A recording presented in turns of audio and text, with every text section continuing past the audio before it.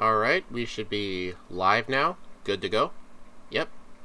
Hello everyone, Speedrunner 0 to 18 here, back again with another stream.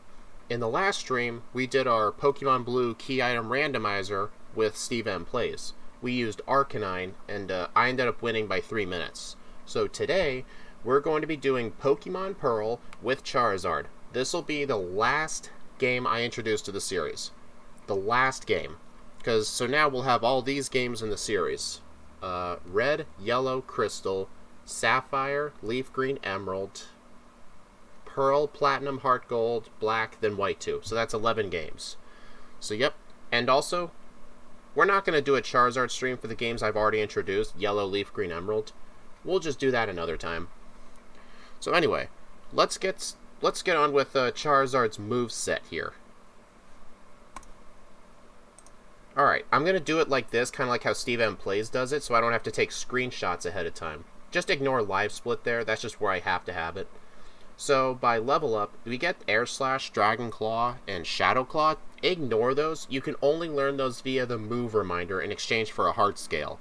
But it just displays it as level 1, although it's not coded to learn that at level 1. It's kind of weird.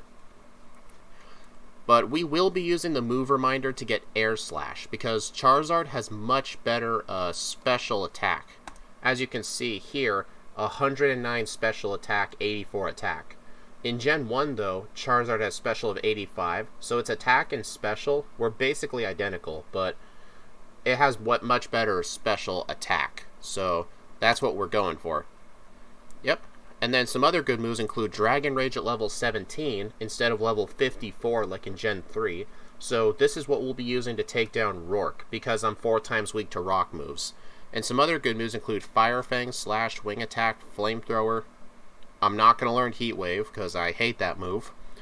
Well, there is Flare Blitz, but it uses the much weaker like physical attack, plus it does recoil. So unless like you have a fire type that's more physically capable than special, then Flare Blitz would be the best move. And we could also learn Blast Burn if we wanted to, but the recharge turn is just basically never going to be worth it. Alright, so some notable TMs include Focus Punch, Dragon Claw, Hidden Power, which we will be getting. Hidden Power is actually much easier to get in Pearl version compared to Platinum, because in Pearl and Platinum you can get it at the game corner, but in Pearl they actually give it to you in the trainer's school. Like, you're able to get it very early.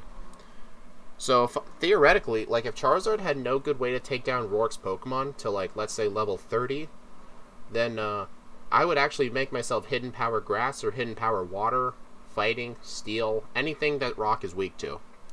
And then we also get Solar Beam, Earthquake, Return, Dig, Brick Break, Flamethrower, Fire Blast, Rock Tomb, Aerial Ace, Secret Power if we ever need it. But Secret Power is in the, Amity Square.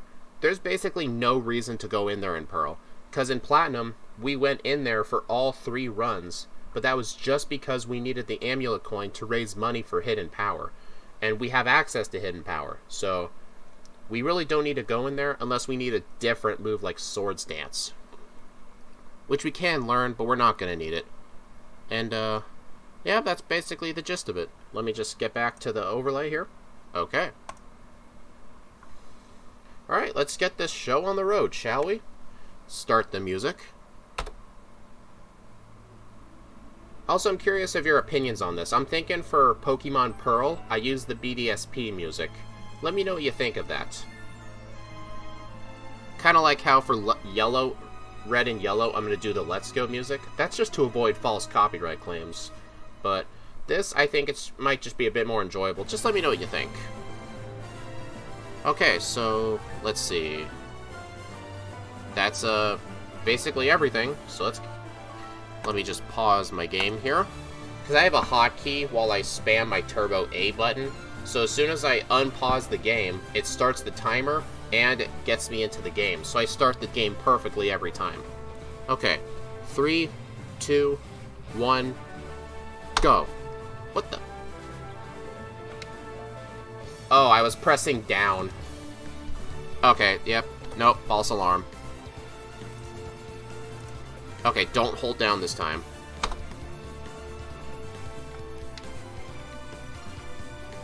Also, it is not nighttime for me. I set my computer to a nighttime hour because in Celestial Town, there's a guy who will give you like one of 3 like glasses items depending on what time of the day it is. In the morning, he gives the black glasses. In the afternoon, he gives the choice specs, and at nighttime, he gives the wise glasses. The wise glasses will boost special moves by 10%. Okay. You know what's funny? Even though, like, I have animations off, like, all the back sprites still play the animation. And, oh yeah, Diamond and Pearl have much slower animations, as you all probably know, especially with the surfing. So yeah, it's definitely going to save a lot of time if I put my most used move up front, which is going to be Ember. So let me do that.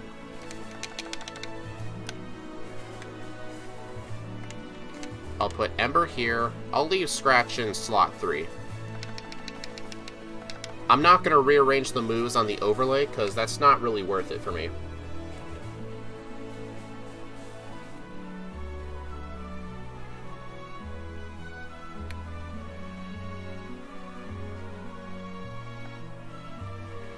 Alright. Let's name the Charizard Speed, of course, like Protocol. In Gens 1 and 2, I nickname it Speed with all caps, and in Gen 3 and above, I use lowercase letters.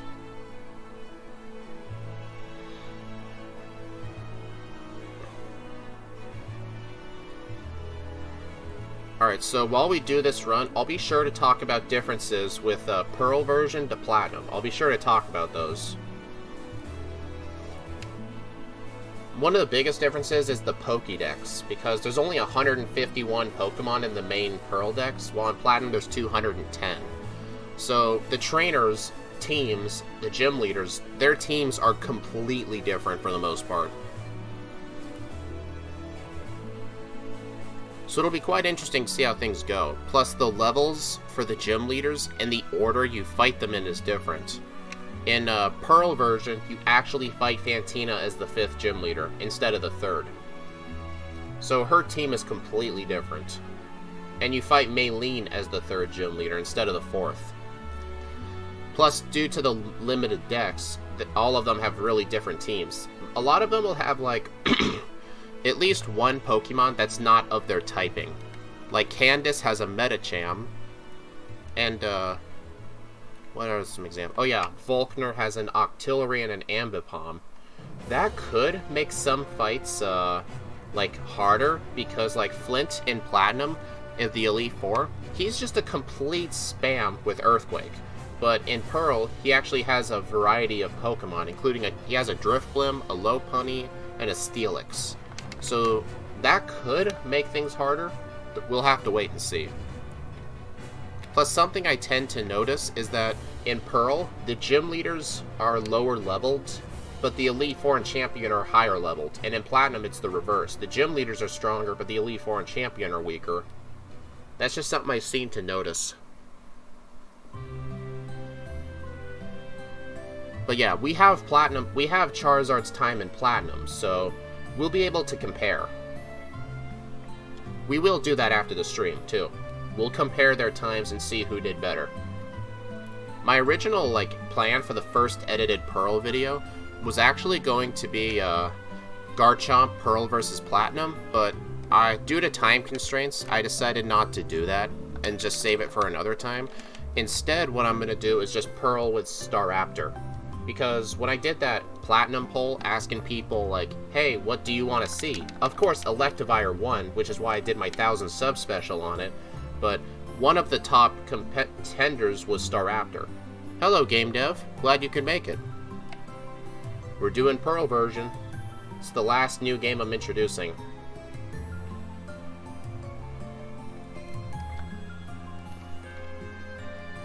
Yep, plus after the stream's over, we're going to bring up Charizard's results from Platinum, and we'll see which of the two games is better.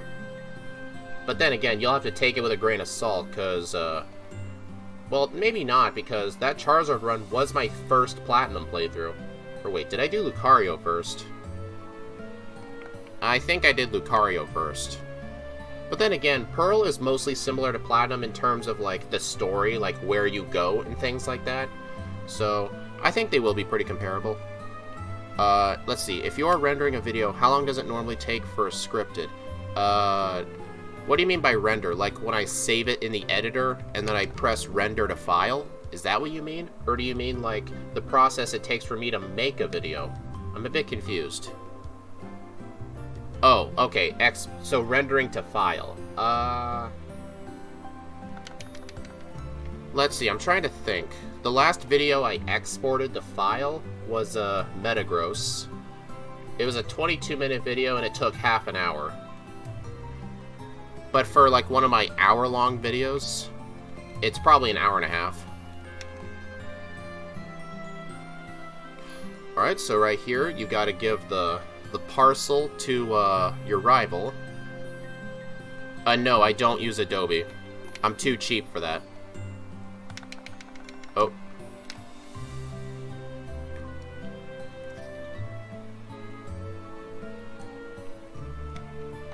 I've been using...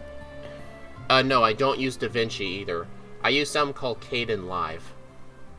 It's an open source video editor. I've been using it for the last few years.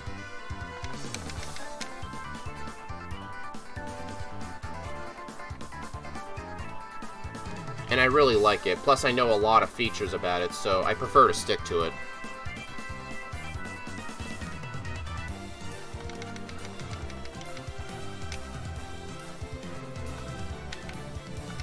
Who is it? Dang it.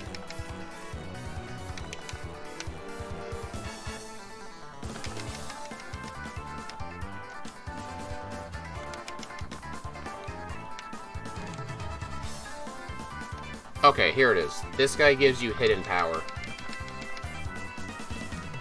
So I don't have to go to the game corner. DaVinci's also free, might be something to look into. I prefer to not learn a new editor.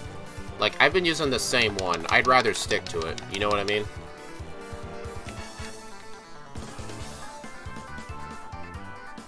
Because otherwise, editing videos is going to take a lot longer if I have to relearn a software.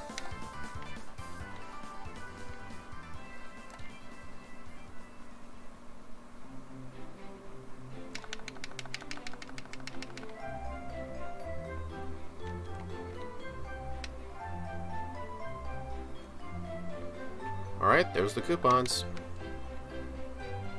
Also, game dev, Steve and I have been testing the Crystal Randomizer software you sent us.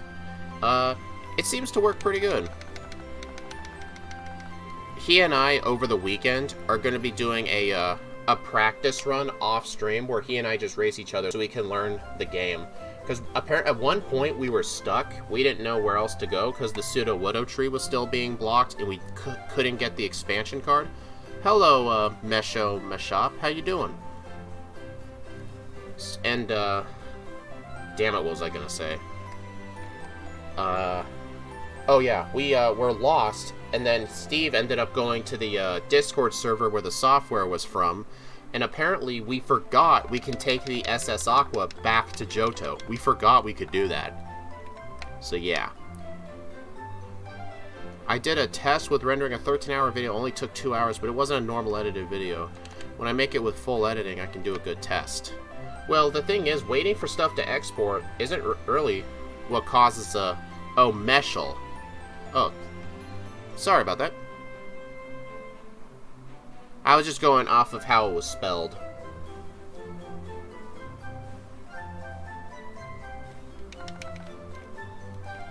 Alright, and the reason I'm fighting everybody is because I need Dragon Rage for Rourke. Because if I don't have a way to knock out his Pokemon really quickly, his Pokemon will just use Rock Throw on me and defeat me.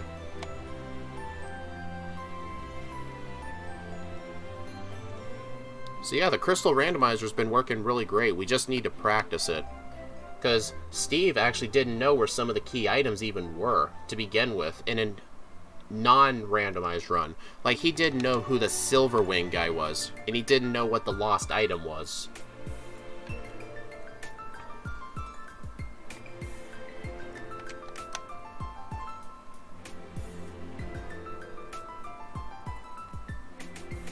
Man, I can definitely tell Pearl is a lot slower of a game, due to the transitions between the different menus and stuff. Oh, there's 5 people here. Well, nice to see you all.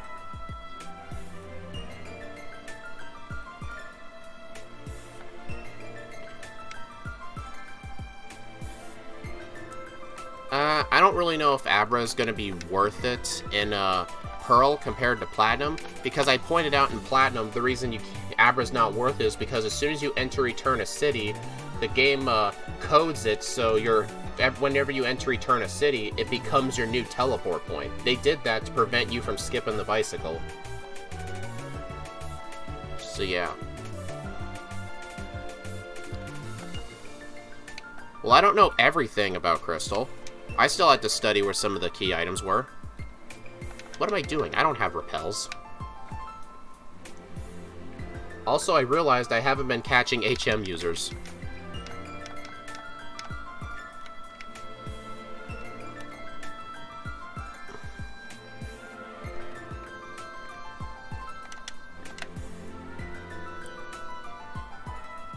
Well, I have a copy, but I'm still searching for the Shiny Stone. Shiny Stone in Crystal? Wait, the Shiny Stone's not in Crystal.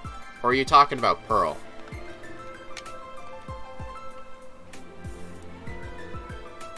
Because if you're talking about Pearl, then I think you can just look it up on Cerebi or something. But the red-blue randomizer wouldn't be so bad for me, but Rock Tunnel without Flash. It's not that bad. The ladders and the walls are still visible. The only thing that's not visible are the trainers. Like, it's really not that bad. It's just the S-word islands, or Seafoam Islands, Steve doesn't like. I go through those sometimes when I have Surf, but not Fly. Oh, you're talking about Pearl, okay. Because I remember in the Johto games, the Evolution Stones are an absolute pain in the ass to get. But I guess one good thing is in Crystal, there's like an exploit you can do to, like, change the daylight saving time. And if you only have one person in your Pokegear, and that person can call you for a stone, every time you change the daylight saving time, you always get a call from somebody. Are you doing a randomizer? The only thing I did a randomizer yesterday. Like, I did a key item randomizer solo run with Steve M Plays. But this run, no. All I did was replace the Turtwig with Charizard. Why am I fighting a wild Geodude? Seafoam Islands, Rock Tunnel, and Victory Road are always points where I stumble. Ah. Okay. Something that might make it even worse is, in my practice run for the Crystal item randomizer, I actually had to go through Rock Tunnel a couple of times. That's even worse because you can't see the ladders or the walls. You literally cannot see anything in there. The only thing you can see is the door. So Steve's not going to like the fact that sometimes it'll be necessary to go through Rock Tunnel blind, unless you have Flash. Yeah, that's how I got it. I'm kind of surprised a lot of people don't know about the software I use. It's the Universal Pokemon Randomizer. It's what people use to make those randomizers. You can use it to just replace a starter. The software is also very old. But I guess you would have to be making content and stuff to, like, know about that. It's just on all my YouTube shorts, whenever I post, like, a short of, like, one of my solo runs going through a gym, there's always people asking me what game it is.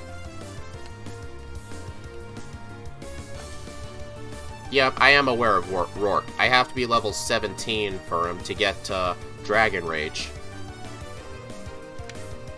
I might have to look at the source for the UPR, see if I can't create my own randomizer. Oh, yeah. If you definitely figure that out, let me know. Because Steve and I might be able to do that, too. Maybe I'll do that on my channel. And then, like, he'd be a special guest or something. That would be a pretty sweet idea. If you're able to get it working, of course. But something that'll make it tougher is that some of the key items are locked in the post-game on the Sevi Islands. Plus, in order to access the Sevi Islands, you have to have caught 60 Pokemon. So I think if I were to do that, we would start each run with the Pokédex already completed. But, yeah. I think it'd be quite hard to make, but if you ever do get it to work, then, yeah. Hey, I saw your comment. I know I'm watching out for Rourke. I just gotta be level 17 to get Dragon Rage. I'm just gonna get to level 16, and then I'm gonna go defeat the gym trainers. I don't have any other Pokemon because I'm only allowed to use Charizard in battle. I can't swap out to anything.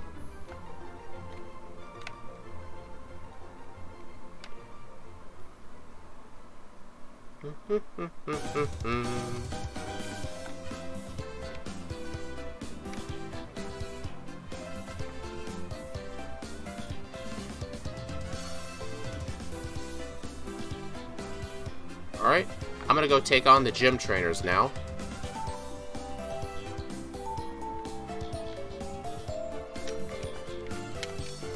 I'm gonna save just in case. I love that you're actually reading the comments. I try my best. It helps when there's only 2 people in the comments. It helps.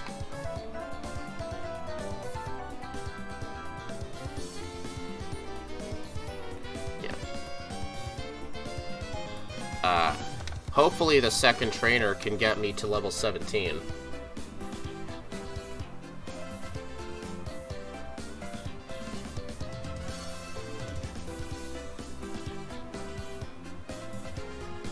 Yeah, maybe the Onix, because Onix can give some good experience. Oh, that was a lucky crit. Darn, that was so close. You know what? I think I can just take out his first Geodude with Ember. Oh god, it's written in Java. Yeah, Java, I hate Java. I've never coded with Java. It's just making sure you have the right version for like random software I download is just a pain in the butt. Plus, I've heard people say that Java's a very hard code to read. Oh, I was lucky to get that burn. Alright. Okay, now we are at level 17. I'm going to teach Dragon Rage over Growl. I'll replace the move in my overlay when the battle's over. I do that just in case I lose the battle.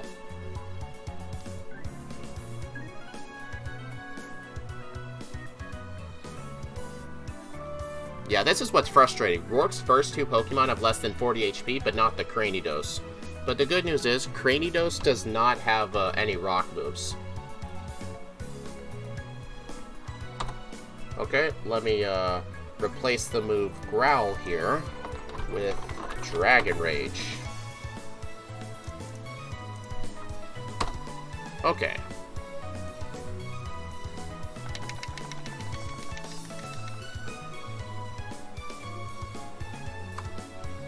Alright, time to go to the Pokemon Mart to buy some potions, repels, all the usual. First, I'm going to sell Stealth Rock. Okay, let's see.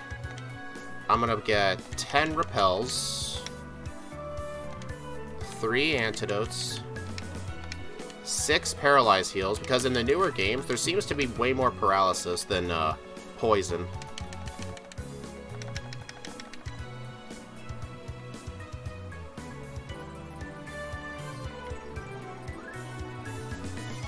Alright, so while I'm going back to Jubilife City, I'm gonna need to catch my HM users. I need to catch a Starly and a Bidoof.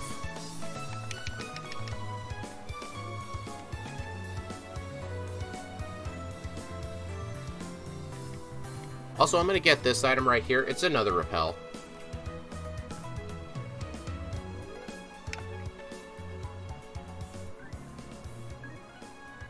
Alright, I'm actually going to go down to this route because it has the highest chance of Starly and Bidoof. Because there's only like 3 or 4 different Pokemon that can be encountered here. Alright, hopefully I can catch these because I'm not going to be able to damage them. First try, nice. Alright, tell you what, I'll name this, I'll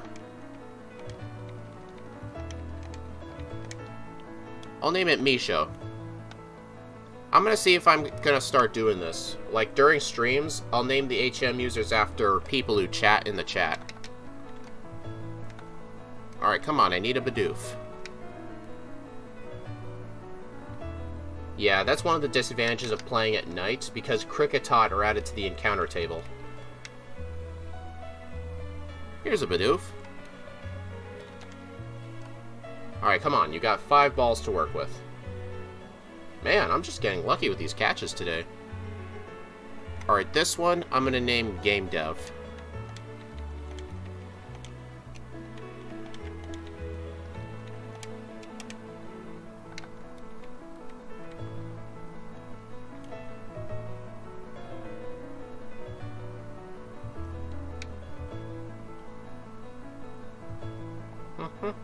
Okay, let's see. Hey, I finally had a Pokemon named after me. Yeah, and if you show up to the live streams and chat, if you're one of the chatters, then I'll probably pick your name again.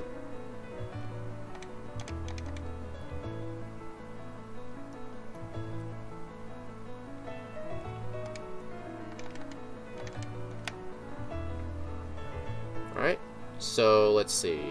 I don't need to be a minimum level for anything for quite a while, so I'm just going to skip training, because in Leaf Green and Diamond and Pearl and Platinum, I have the Versus Seeker, so if I need to grind later, I can just grind on better trainers for better experience. So I'm just going to skip any unnecessary grinding for now. But when I do get in the Ravaged Path, I think it's called, I do need to get the TM for Rock Tomb. Wait, repel.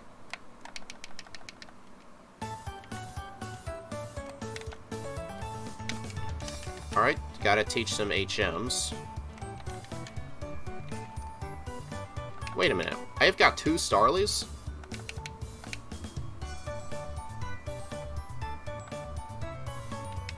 Well, I guess I got 2 Starlies.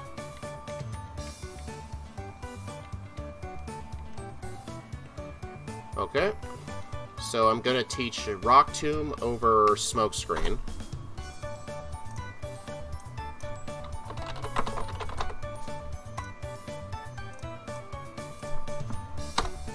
Okay, so let's go in the bag and teach it. Also, the hidden power we're going with is Hidden Power Electric. I'm gonna use that for a Crasher Wake, mostly for his Gyarados. Because if you don't have a good, from what I've noticed in Sinnoh, if you don't have a good way to take out his Gyarados, it will destroy you. Like, even with Lucario, like, Gyarados was just destroying Lucario, even though it doesn't have any moves that Lucario is weak to.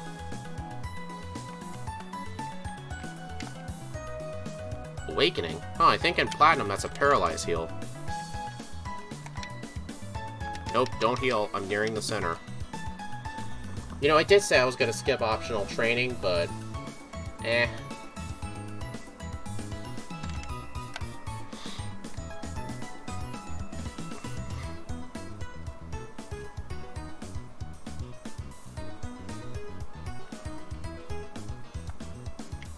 Alright, that ball over there is the TM for Bullet Seed, but I can't learn that move, so we're going to ignore it. I mean, besides, like, why would Bullet Seed be there? It's kind of useless. At least in Emerald, you actually get it before you face Roxanne, so if you don't have a grass move, but you can learn Bullet Seed, then good.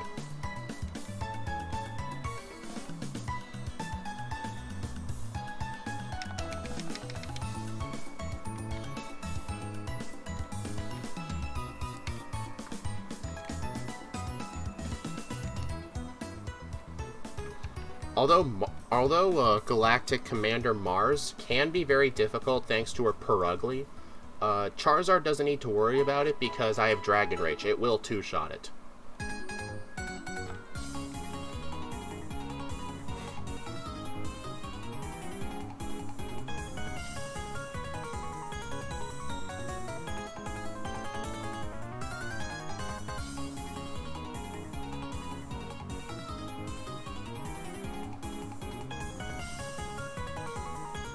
Okay, Wormhole. Yeah, I think in Platinum, these guys had a Stunky on their team. I mean, Stunky is in the Diamond and Pearl decks, but yeah, like, the teams are just completely different. Even on random-ass trainers, they just, like, swap Pokemon around. It's really strange.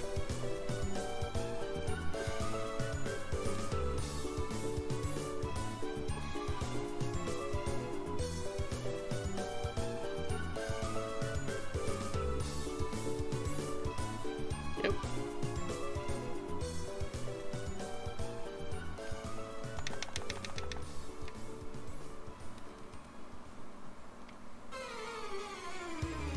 Alright, before I forget, I'm just gonna get this Cherry Berry in case I need it. I guess there is a Chesto Berry and a Pecha Berry. I'm just gonna get all three of these.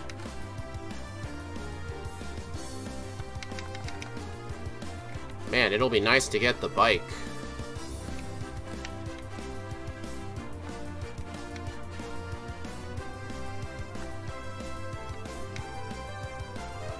Dang it.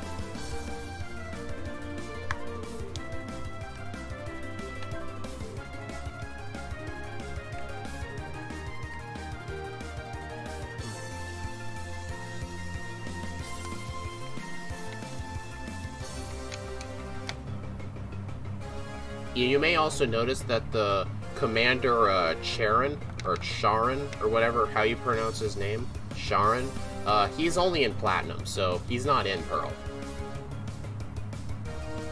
Okay. Alright, Mars. Alright, I've got Rock Tomb for the Zubat.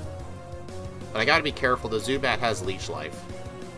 Because the Zubat has more than 40 HP, I can't use Dragon Rage. Dang, I actually outspeed that thing? Does it have Fake Out in this game? I can't remember. Because usually that thing has Fake Out. If that thing does not have Fake Out, then Mars is actually a lot easier in this game.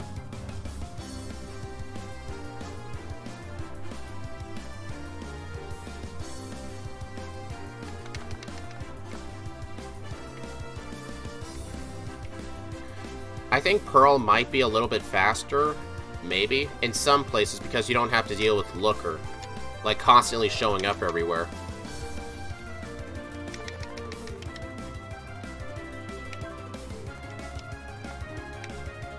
Whoa.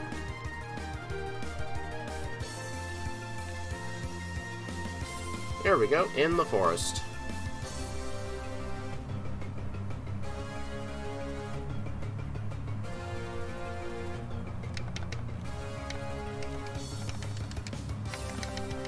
Oh, I already have a Repel active. Alright, I'm gonna save here because, I know in Platinum, that girl has a Pachirisu with Static, and it could paralyze you with Thunder Wave. So it does make this fight inconsistent, but I don't know how the fight is in Pearl. So let's see if she even has one. Oh yeah, she does. So I'm gonna try and get rid of that first. Oh, it has less than 40 HP. That's convenient. Yeah, see how pathetic Chansey's attack is? Egg Bomb only did half damage to a Wurmple.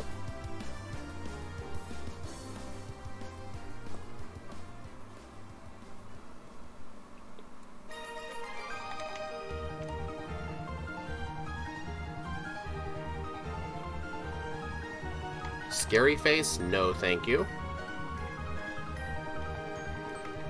Paralyze Heal.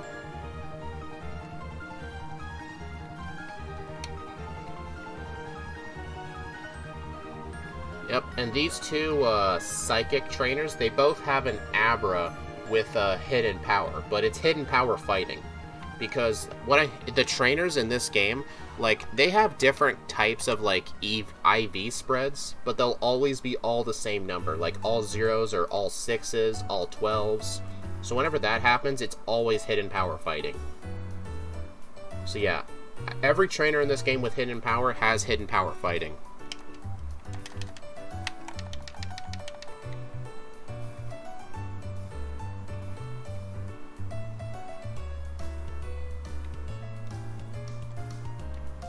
Yep.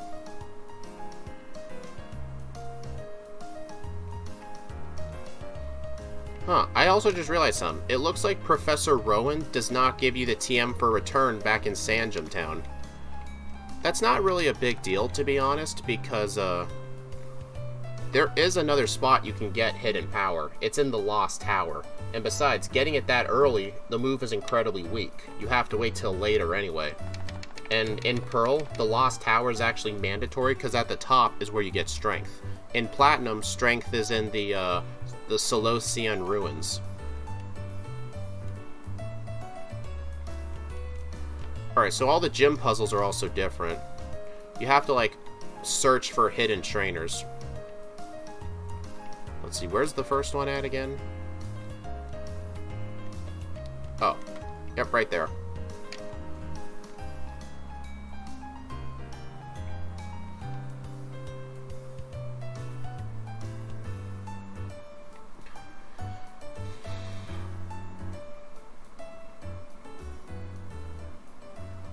I definitely enjoy streaming with the Brilliant Diamond and Shining Pearl music more for the Sinnoh games.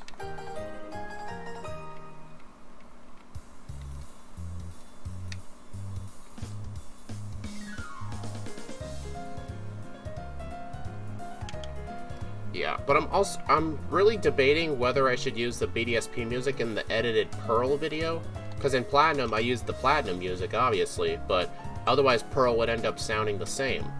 But then again, Sapphire and Emerald sound basically the same. Well, I just found out that all the items are in the items table for the UPRZX. Now I have to find out how they filter out the key items. Okay. Thank you for looking into it, I really appreciate it.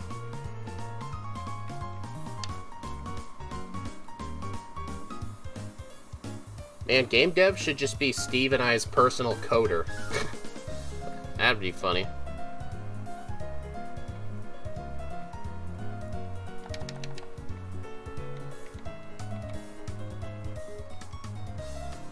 Found it. They have a banned range of items. Oh, really? I don't know what a banned range is.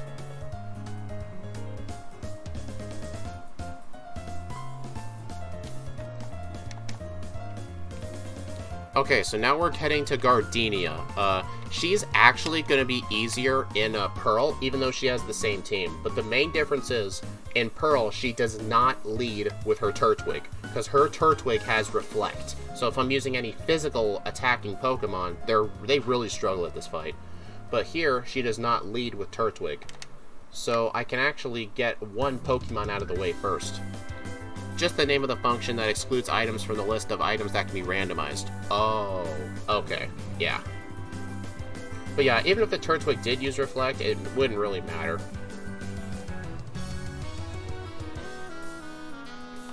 Oh, that's what yeah, the Cherry Berry is still helpful for Gardenia in both games, because her Roserade has Stun Spore. Well, doesn't really matter. Well, we got the badge.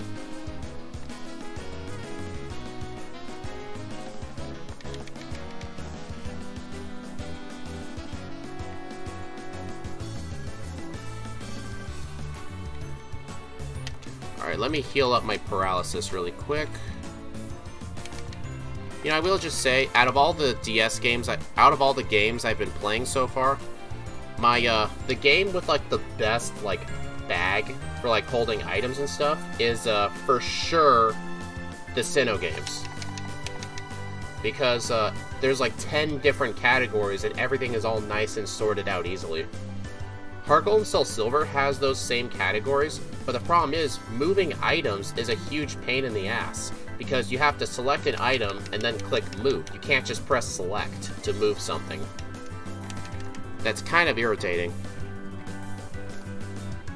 So yeah, moving stuff around in the bag in Heart Gold, it's annoying as hell.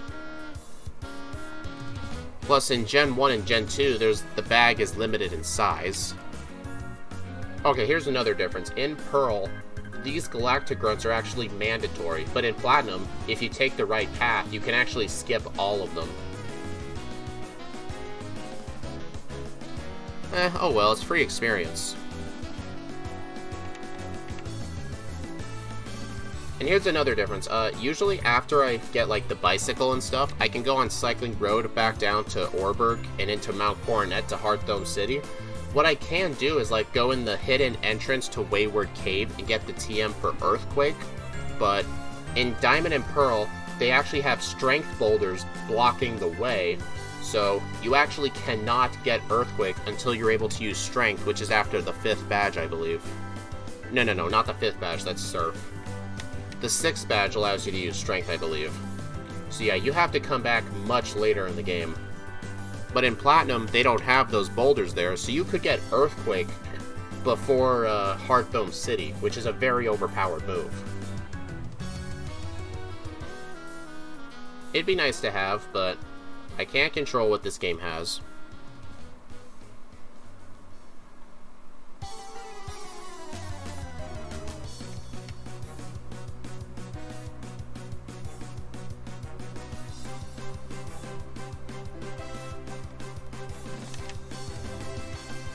Alright, Scratch. I honestly thought that would kill it, but it didn't.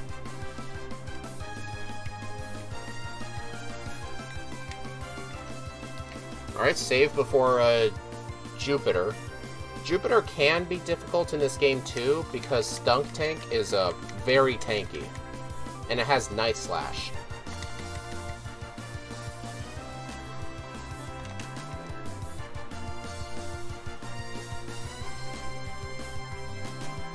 But that's what Dragon Rage is for. Oh. Oh, really? Well, Poison Gas is not that big a deal. Smoke Screen. That is actually a big deal. Uh-oh. Uh-oh.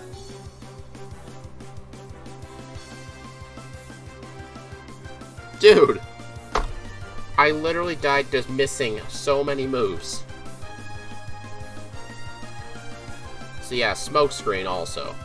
But I guess if I wanted to, I could equip the Pecha Berry, but the poison wasn't really what killed me. Even without the poison, I think I still would have died.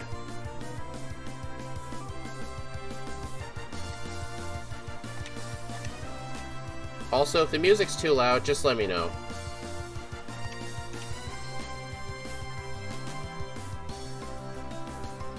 Okay, we got Jupiter down.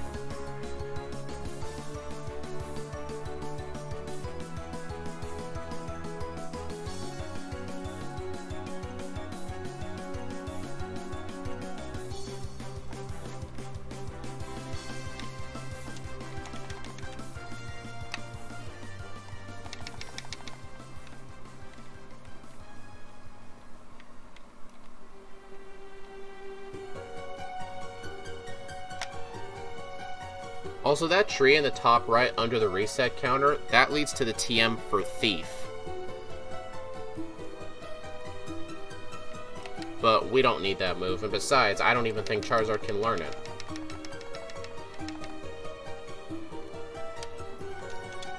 Alright, at least we got the bike now.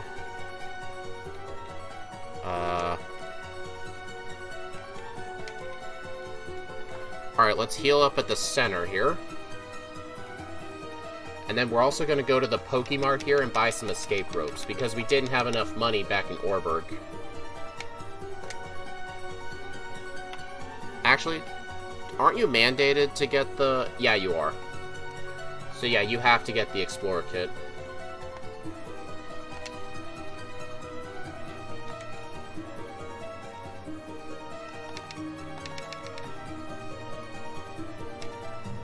And yeah, just like in Platinum... Damn it.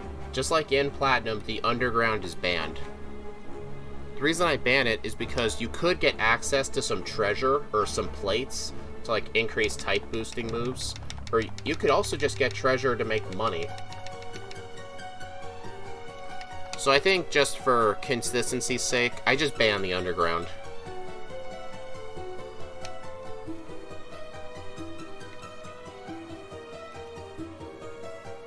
Alright, hopefully the trainers are still in the same layout. Yep, I was able to skip all of them. Alright, since we can't go in the underground of Wayward Cave, I'm just gonna skip it right now. Huh, apparently Lucas actually meets you right here. In Platinum, it's in front of Mount Coronet. Yeah, right here he gives you the, Alright, you know what? Hold on. I think the music might be a bit too loud. There we go, that's better. Because I want the loud part of the music to be at the same volume of me not talking in OBS, because I look at the sound bars. Yeah, okay.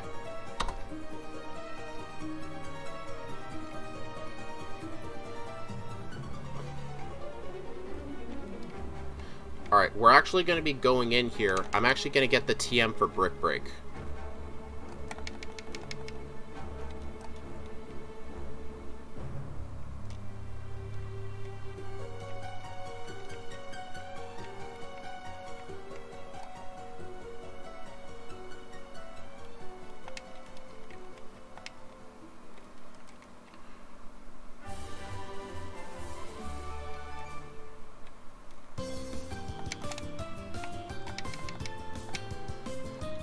Alright, Brick Break. I'm going to be teaching this over Scratch.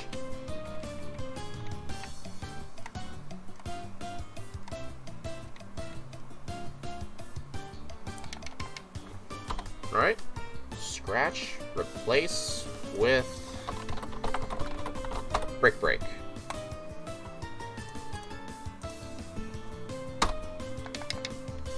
Alright, so now we can escape rope and get out.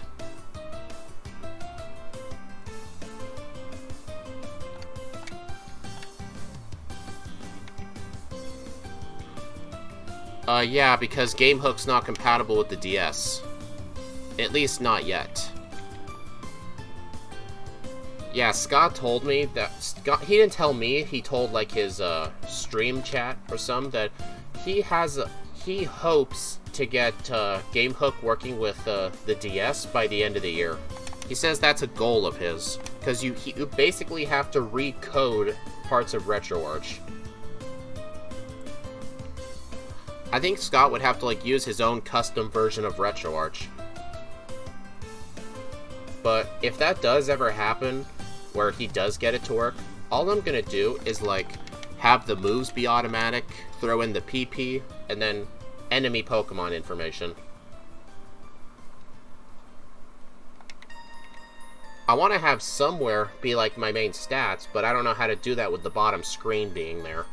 But then again, like, how useful is the bottom screen really? Like, all you get to see are my moves. Yep, they don't expose a lot of data. Yeah, the DS cores that they provide. Melon DS and Desmumi, they don't provide... they don't expose their memory in a way GameHook can access. That's what I've been told.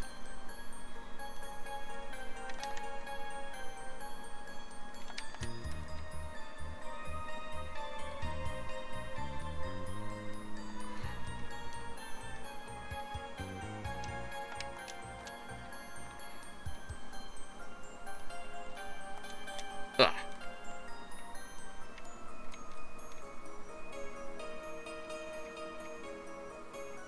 Look away. There we go.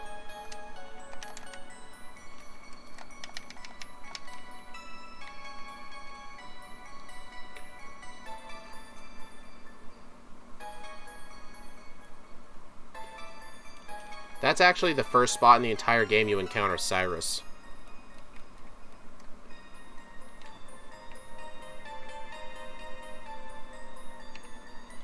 Well, it's a good thing I got Brick Break for these Geodude now.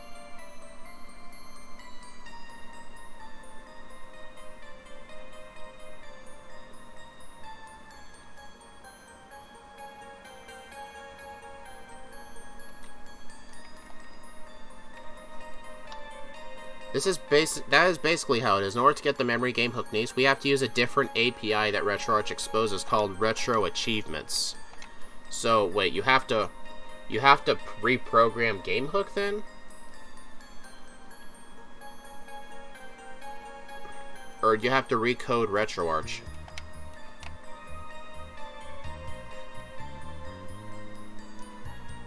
Oh, in Platinum this is usually an Ether. Well, I guess I know I'm not getting that again. Alright, so now we need a B-Barrel.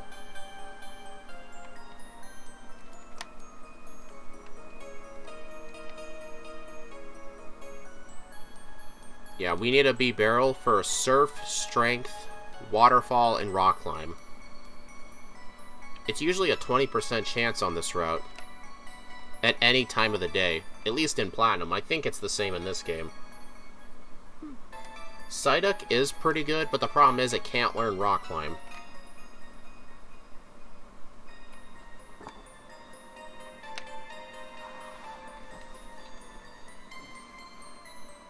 Come on, B-Barrel. I know you're here. You have to rewrite GameHook for retro achievements, but even then, they specify certain details in it that is useless for GameHook. Ah.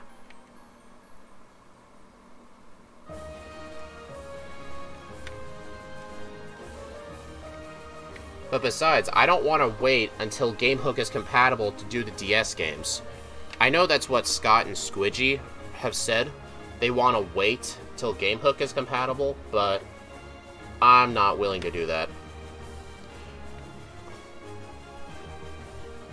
Here's the big barrel, finally. And I think it has more than 40 HP, so I'm going to weaken it with a Dragon Rage. Oh. Alright, hopefully I can catch it, because I'm running a bit low on health. Okay. And I don't think it would allow for GameHook to be able to change memory addresses. Yeah, then what would be the point of GameHook, right?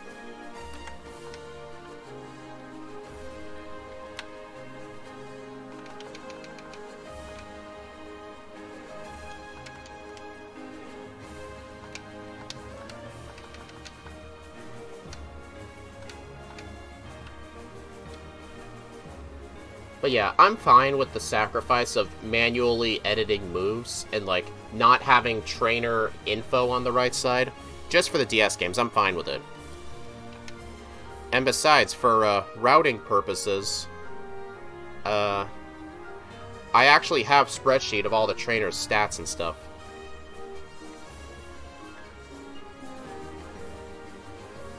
Alright, so, okay. It looks like you do have to enter the contest hall. And then your rival will show up.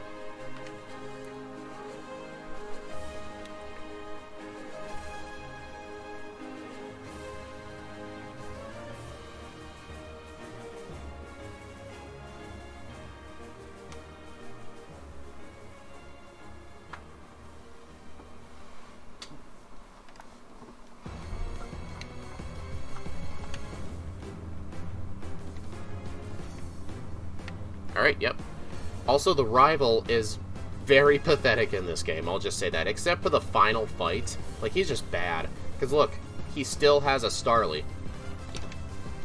Like, what? Why? Why do you still have a Starly? Although I will still say, it does have the Deadly Endeavor. So, if I am not able to one-hit KO it, it could use that move. But then again, what's not gonna knock out a Starly? Like, I can't think of really anything. Then again, some fights will be easier, some fights might be harder.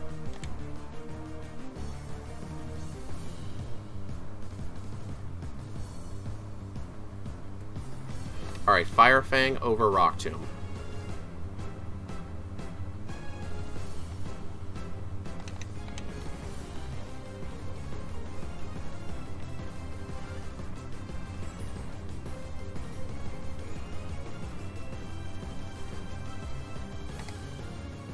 Okay, so, Rock Tomb with Fire Fang.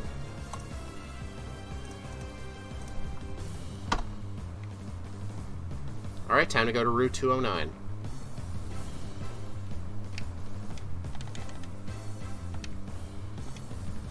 I forgot, the bag trick, doesn't really work. The best way to, like, skip the spinners, you gotta be on the bike.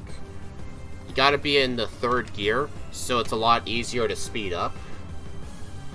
So, you can get past them easily. Hello, NR151. Thank you for the good luck. Thanks for coming by the stream. I appreciate it.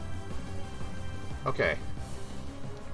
So far, we've only had one reset, and that was on Jupiter because of her stunky, spamming smokescreen. Alright. Yeah, these girls are mandatory. And some bad news is, in Platinum, we can get Earthquake by this point, and if my Pokemon had it, which Charizard can learn, I could knock out everything on the field. But I don't have that luxury, so yeah.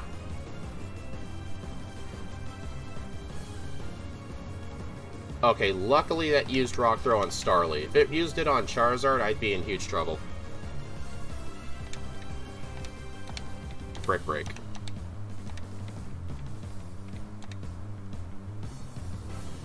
Okay.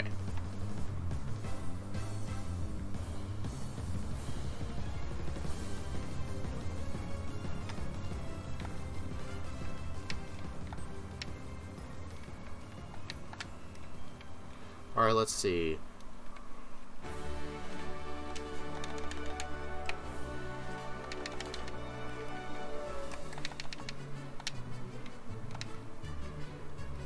Alright, right here is the TM for Steel Wing. I'm going to be getting this for later.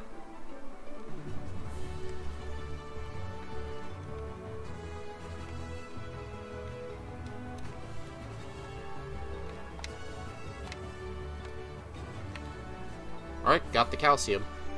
Vitamins are not nearly as useful in Sinnoh because the huge abundance of trainers and the kind of Pokemon they have, it's very easy to get like a lot of EVs. Like when I looked at my Platinum Charizard, it was over 100 in attack and speed without any extra training.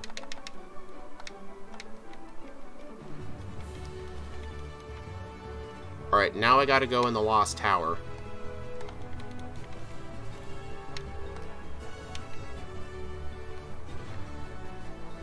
I'm kinda glad the tower's not foggy in this game. It's kinda nice. I'm gonna defeat the trainers here just to make sure I don't fall too far behind, because I have to be a minimum level of 36 for Crasher Wake. Yeah, the fog was annoying, yeah. There is still fog on Route 210, though. The one before Celestial Town. I'll have defogged by then.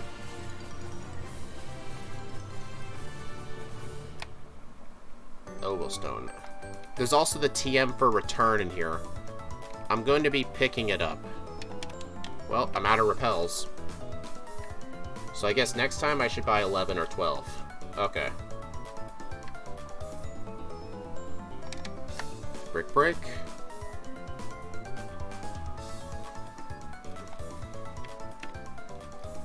Dude, that's not...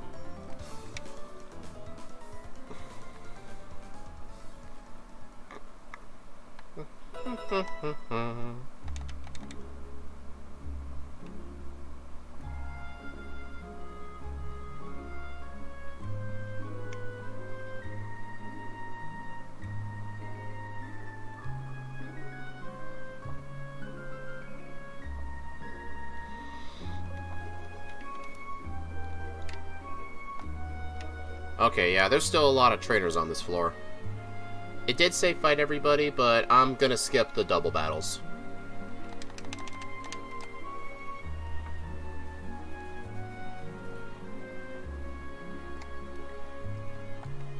Alright, this is Return.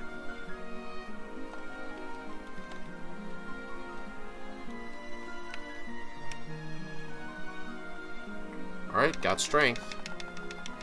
And I think this other woman gives... Oh yeah, the Cleanse tag. Yeah, they make you more attackable. Yeah, it's going to be 2v1, basically, because I'm not going to be using my other Pokemon. Oh, Misdreavus.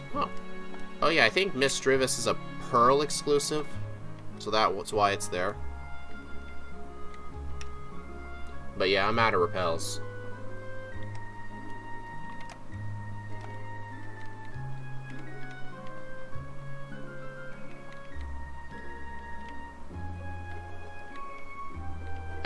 Alright, I'm out. Alright, first I need to go to the 100... No, it is not. But that's why I'm upgrading to Super Repels. Oh. I think you have to defeat Maylene to get Super Repels. So I'll just buy 5 Repels to last. Okay, what do I need to get in here? Okay.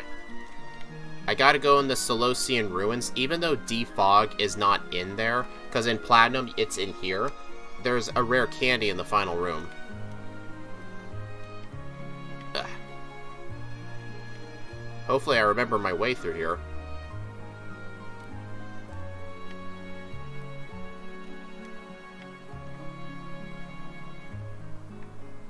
Hello, unknown. Ah.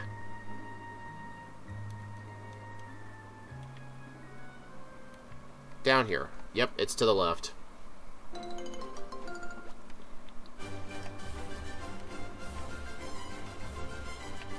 You know, in a Shining Pearl, I actually completed my unknown decks. Like, I got all 28 forms. Was the text telling you where to go from Platinum onwards? No, the text is still there. I just had it memorized at this point. Well, at least close to memorized. Alright. Where is the escape ropes?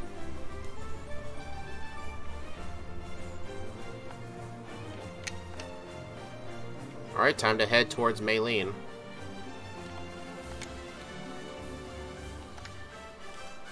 Oh, wait a minute. I was supposed to talk to that bird keeper to get the TM for Roost. Because Charizard, it's a self-healing move for Charizard. So I'm gonna want it.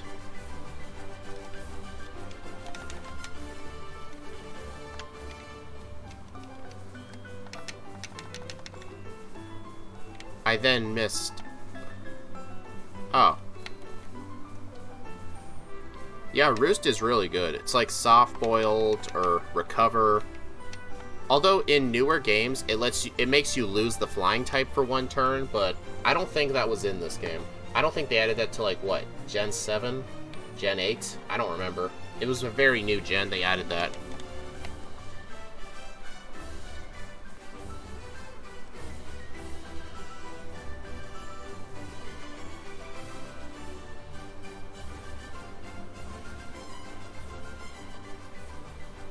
It was in Gen 5? Oh, really? Yeah, there's a lot of stuff introduced in Gen 5. Like, I played all those games a lot, but some of the features that I know to be modern, I did not know were introduced in Gen 5. Alright, I'm gonna buy, Wait, what? Oh, you can't buy Moo Moo Milk by the dozen here? In Platinum, you could buy them by the dozen. But here, now you can only buy them one at a time? That's pretty stupid. So I'm guessing I'll just buy 6. But yeah, this is going to take a lot longer. Okay, yeah, that'll be enough.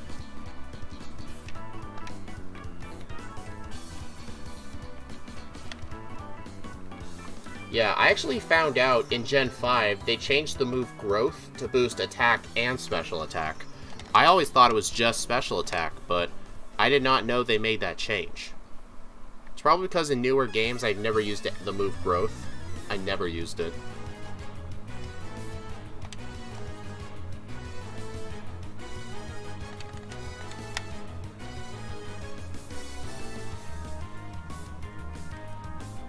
Alright, this right here should be a max... Oh, it's just an ether. Okay. In Platinum, that's a max ether.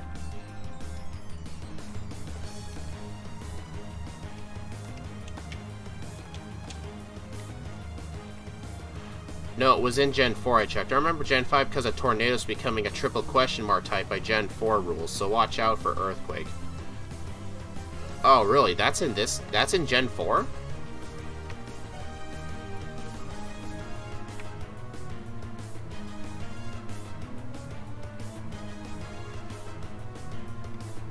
Well, I'll definitely keep a note of that. Thank you for telling me. I did not know that. Well, I knew about what Roost did, I just didn't know what game they introduced that in.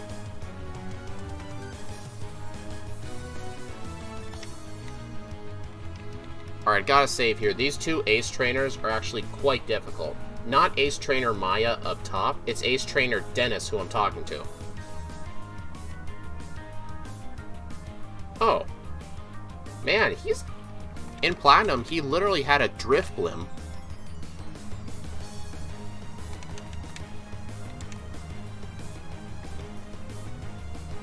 And Drift Blim is in the... Oh, Gyarados. Oh yeah, that'll do it. Oh god. Uh-oh. Oh, crud. Alright, at least it's not using a water move.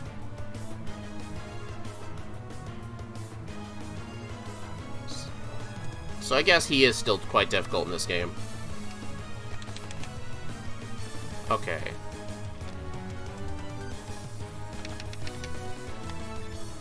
So what's Ace Trainer Maya's team then?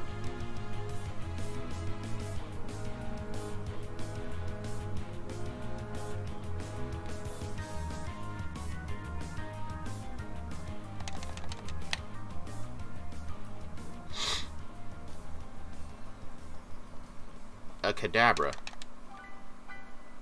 Growth also had its effect doubled in Sun. Oh yeah, I think I knew about that. Yeah, I think I did. I remember hearing about it. Slash. No.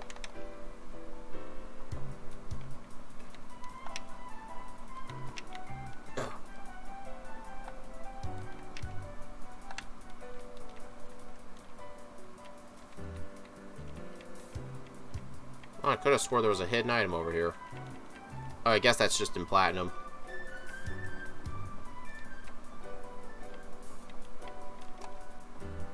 Oh, the rare candy is not there. But I do know in this part of the building, though, somewhere among the rocks, the crates, is a rare candy. Let's see.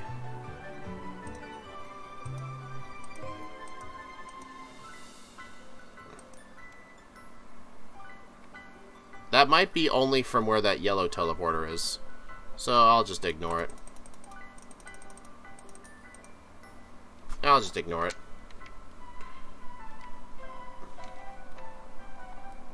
Yeah, they moved a lot of the rare candies around. And I think there's less of them in Pearl version. Alright, so I need to go to the department store and get the TM for Solar Beam.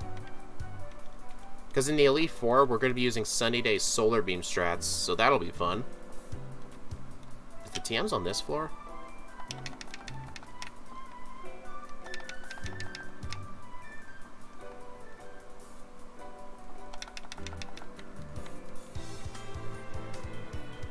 TMs are right here. Alright, I'll have one copy of Solar Beam, please. I could get Fire Blast, though, if I want, but it's very inaccurate. Plus, I'll get Flamethrower soon, so no thank you.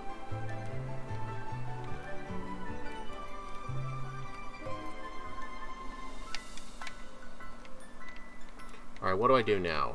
Oh yeah, go to main lane. Are there many Pokemon that actually want to get Slash after Gen 1 long-term? I would say, like, if you got the same type attack bonus from it. Like, if you're also a normal type.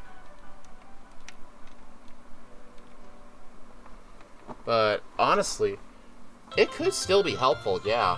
Because, if you get a critical hit, like, if you used, like, Swords Dance to boost your attack, critical hits actually do take into account your attack increases. Like, in Gen 1, it ignored all stat changes, whether they're good or bad. Critical hits now only ignore the bad ones. So, I think it can still be worth it for some Pokemon, depending on how limited their moveset is.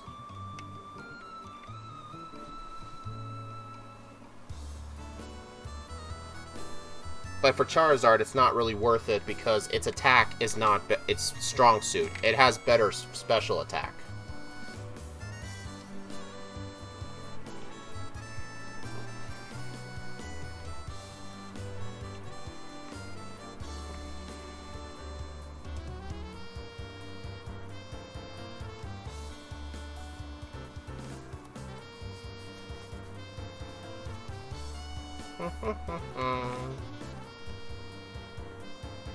I'm definitely going to hit 36 for Wake. Damn it. Just fight all the trainers in here. I'm going to have to, like, pass them so many times. Yeah, one of the reasons I don't like playing Gen 1 is too jank overall. I do enjoy watching others break it. Ah, Well, if you enjoy that, be sure to come back on Thursday. I'll be doing a Pokemon Blue Key Item Randomizer race with Steve M Plays.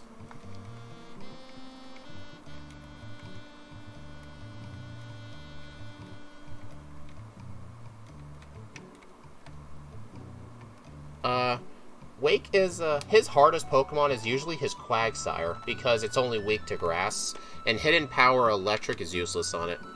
Can't, you're busy? Oh, that's okay.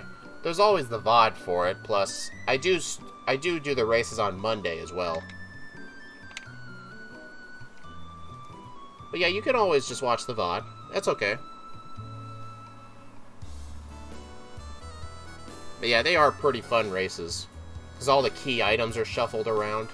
It's quite fun. Plus, pretty soon we're hoping to do Crystal. Okay. So it looks like I gotta go over here. Push that over there. Push that over there. Get rid of that. Okay.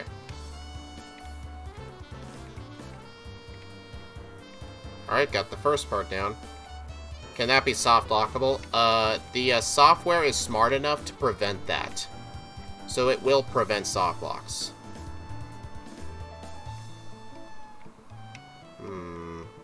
Oh.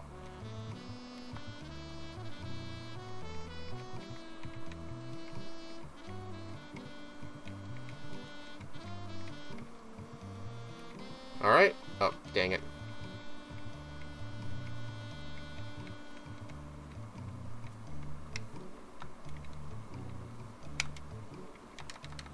I see. Yep. We haven't had it happen yet, although last time one of the fossils was the gold teeth, which can be helpful if the warden, like, has cut or something, but in that run, he just had a super rod, so maybe the randomizer is smart enough to know that the gold teeth gives nothing useful.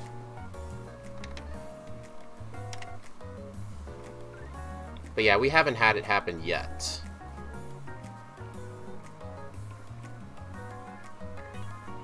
Yeah, the platinum puzzle's easier, because you, like, move around punching bags. It's easier.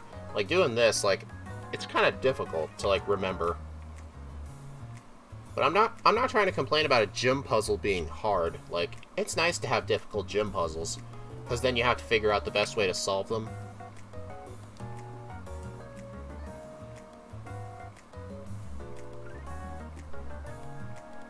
Yeah, that was very easy.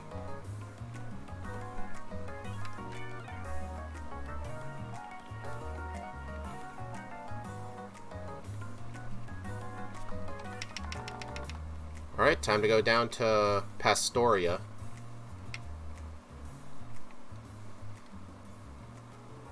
Oh yeah, there's this first.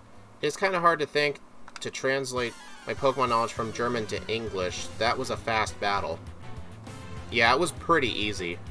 Spam Ember the whole time.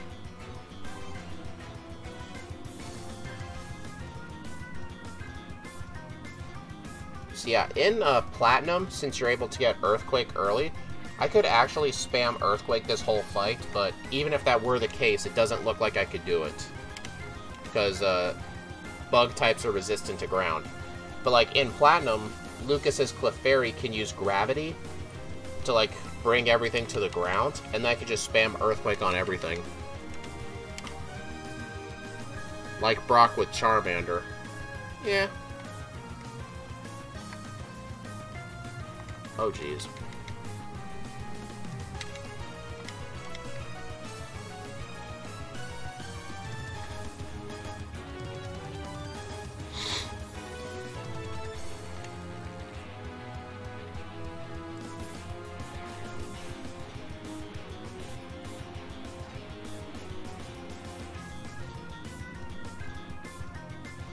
I have never seen this trainer switch. Yeah, neither have I. That's the first time I've seen it.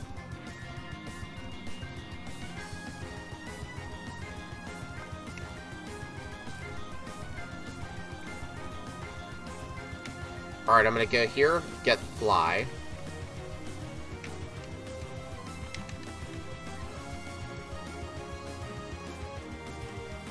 Fly to Mesho. I gotta teach strength while I'm here.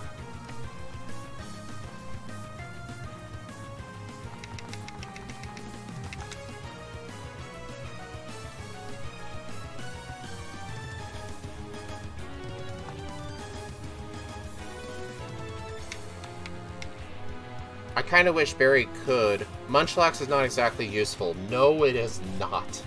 But that's one advantage with Earthquake. You can just spam Earthquake, and then you can get rid of it easily. Sometimes I'll intentionally kill the Munchlax. But, well, I can't use Earthquake at the start, because they both lead with Bronzor.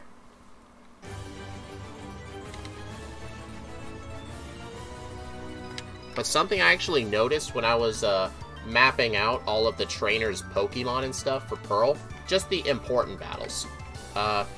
Jupiter's Bronzor has Rock Slide, so I put in my notes to take that one out first. Alright, Wing Attack over what?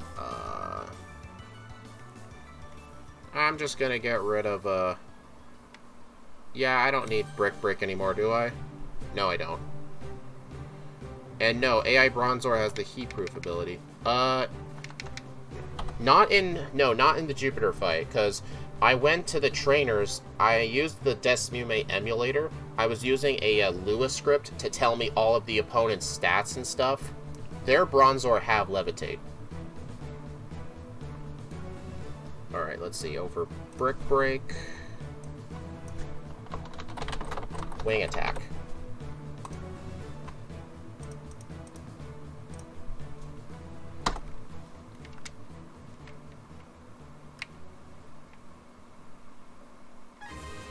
So some random trainer has. Maybe. I know that is one of the abilities they could have, but Mars and Jupiter, their Bronzor have Levitate.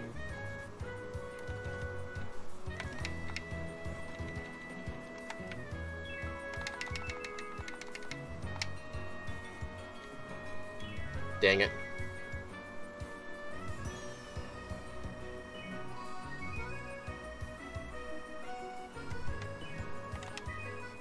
I kinda wish I still had Brick Break here. Yeah, it is unfortunate, yeah. Otherwise, I would just kill everything with one Earthquake.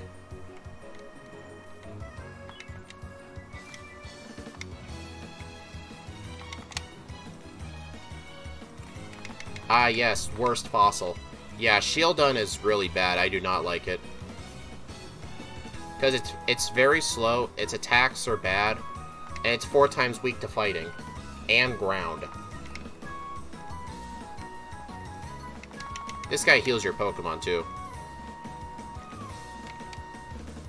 Oh, wait, I got it. On Route 213, get the calcium on the beach in front of the hotel. Where would that be, exactly?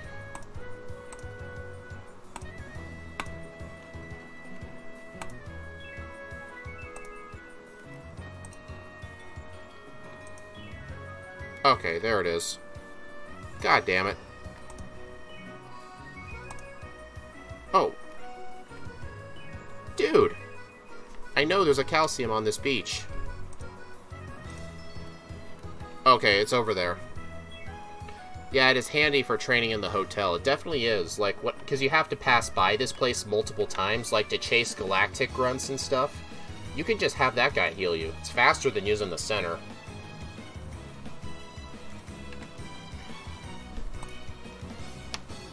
Alright, here's the calcium. I'll just keep it on the dowsing machine, just in case I need it.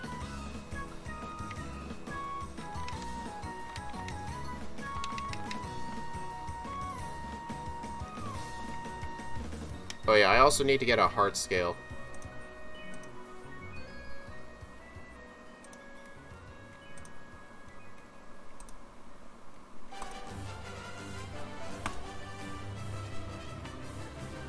Oh, that's a pearl. Yeah, I will be remembering Air Slash. Is there no heart scale hidden on this beach in Diamond and Pearl? I know in Platinum there's like 2 of them. Oh well. Wait, get a hidden heart scale. It's gotta be on this route somewhere. Yeah, special moves are quite good if you have the special attack for it.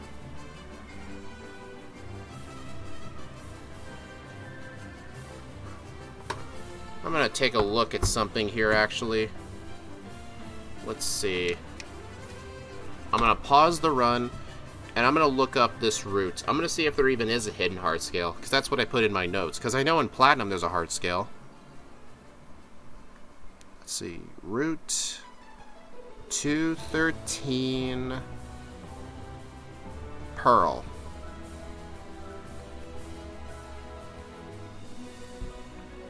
So let's take a look.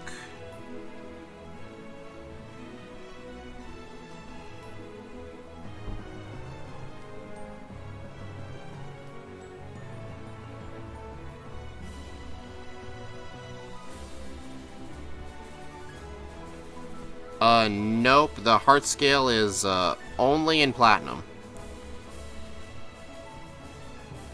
That's really unfortunate. So where would be the best place to get a heart scale?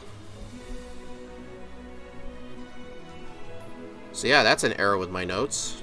Because I just assumed there'd be one there.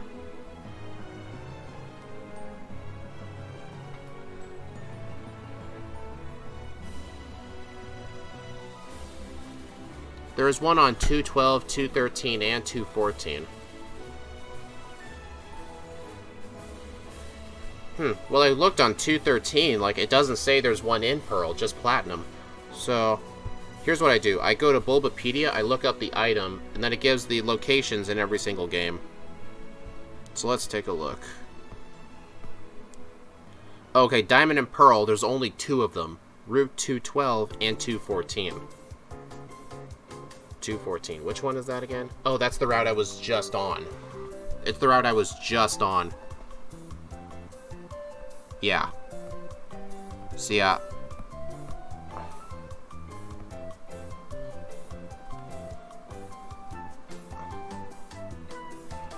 Alright, so it's on the route I was just on, so it is empty tile in the grassy pattern around the fence west of Psychic Mitchell. Okay. So here's what I'm gonna do. I'm just gonna go to, I'm gonna go to Pastoria City, set it as a fly point, and then I'm gonna fly back to Veilstone, and then go get it. So yeah, I gotta remember that. The heart scale is at a different spot.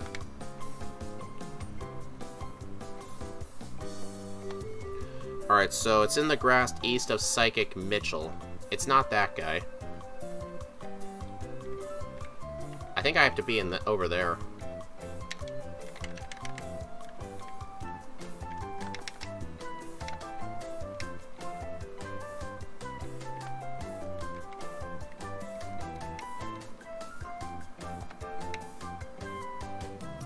Dang it.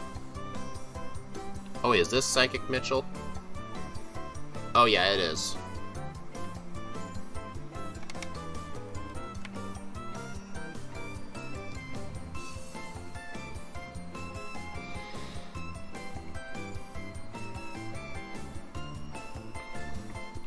Alright, I see where it is. Alright, let's go back to Pastoria now.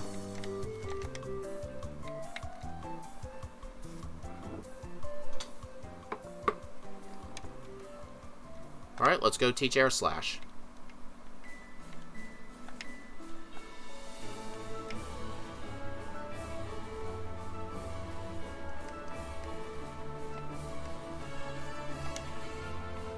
Air Slash.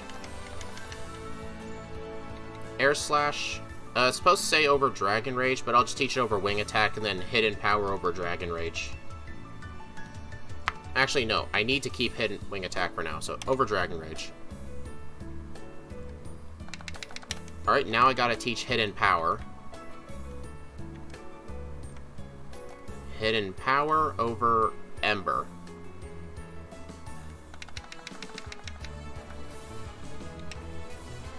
I do hate all the heart skills are hidden, underground, or wild love disc.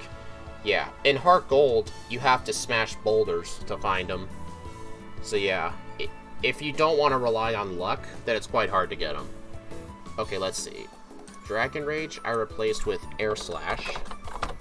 And then Ember I replaced with Hidden Power. So the final reminder, we have Hidden Power Electric. Okay. Let's go into the gym. So the gym puzzle seems to be the same in both games. Okay.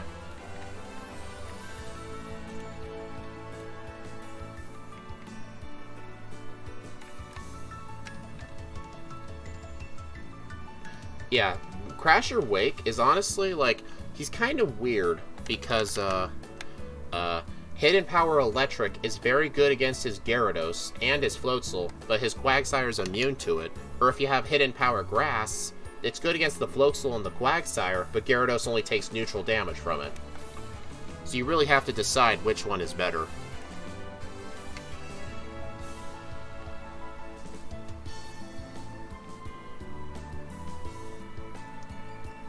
Also, here's an interesting fact. Since you could technically fight Wake before Maylene, Maylene and Wake's Pokemon are actually the same levels. But in Platinum, they fixed it, so Wake is actually meant to be the 5th gym leader, because you technically fight him as the 5th gym. But here you can fight him as either the 3rd or the 4th. So yeah, the gym leaders are weaker in this game, but like I said, the Elite Four and Champion are much higher leveled. But I've seemed to notice that their movesets are kind of worse. So we'll just see.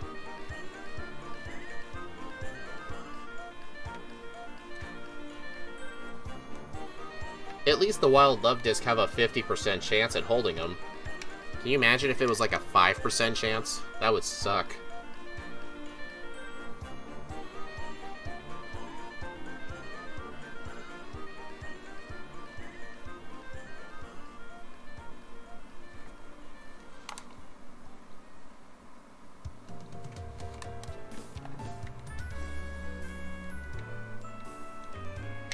Okay, let's heal up to full.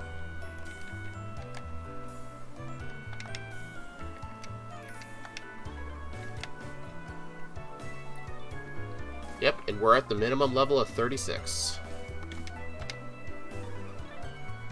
I mean, the first member of the Elite Four sucks. Yeah, that is a good point, yeah. I'm thinking of, like, Cynthia. Her Garchomp's level 66. So yeah, we'll just have to see. Once we finish this run, we're going to compare Pearl Charizard time to Platinum Charizard, and we'll see who had an easier time. So that should help decide it, because the movesets are basically identical. Alright, Quagsire. I originally was going to use Aerial Ace, but I decided last minute on Air Slash, because Quagsire has much lower special defense. But then again, like, Aaron of the Elite Four, he's still easy in Platinum. Like, Yanmega, like, the only thing it's best for is spamming Double Team.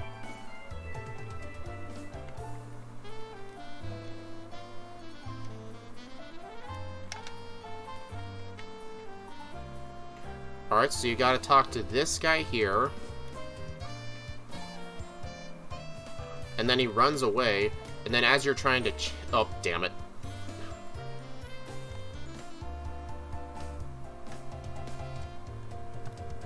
Yep. So now I gotta challenge my rival again. But look at this, guys. Look at this. He still has a fucking Starly. Dude, that thing's level 26. Like, what the hell are you thinking? Like, evolve that thing already. So yeah, Platinum definitely gets the win for the harder rival battles. It definitely does. Because at least the Staravia evolves when it's supposed to. Like, I don't know what they were thinking with that.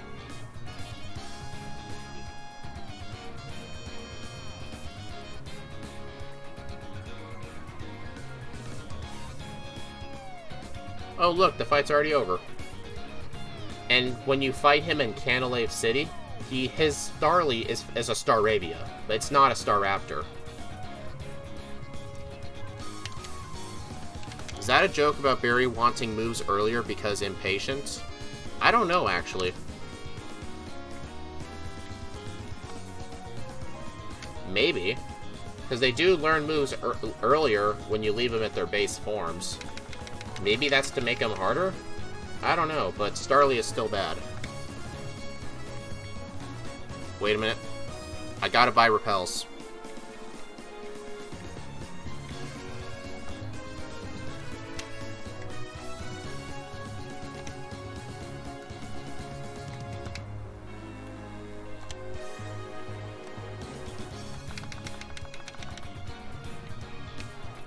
Okay, before I forget and continue to chase him, I gotta get the rare candy that's up here. In Platinum, they actually moved the rare candy quite out of the way. It's like halfway through the route. But in Pearl, it's right over here. Yeah, there's even a trainer in Gold, Silver, and Crystal that talks about that after Tojo falls. Yeah, that could be the reason.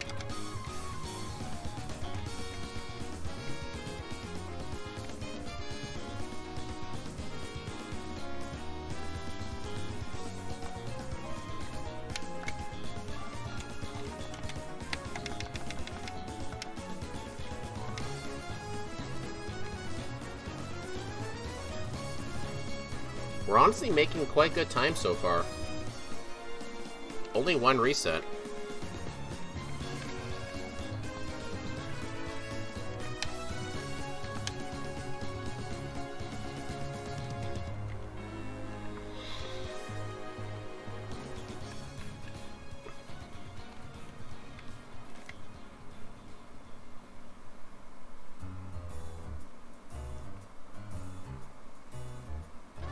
Against who? I just joined while eating.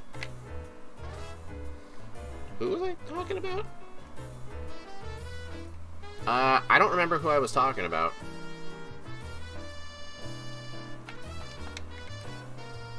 Oh, really? This time, Cynthia doesn't just walk to you. You have to actually go up and talk to her. Oh, the first reset. Juniper. Not Juniper, Jupiter. Because her stunk tank was spamming smokescreen. So yeah, if it wasn't for luck, I'd have no resets so far.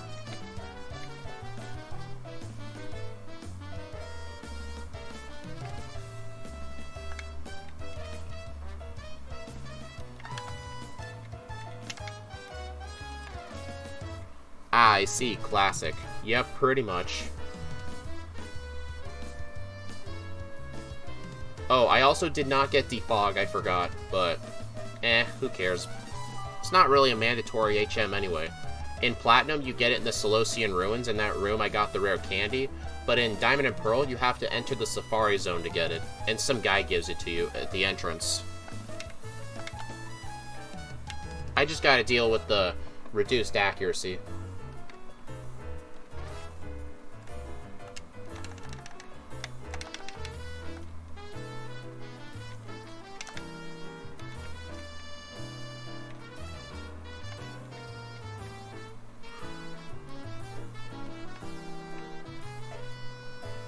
As someone who's bred for IVs, I can tell you I hate RNG. Yeah.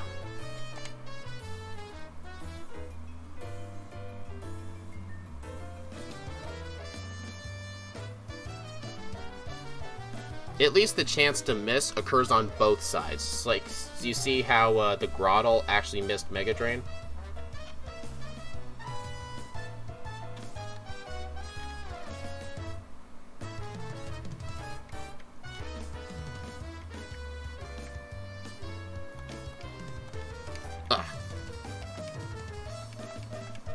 Yeah. Alright, it seems like the trainers are still in the same layout as Platinum, so that's good.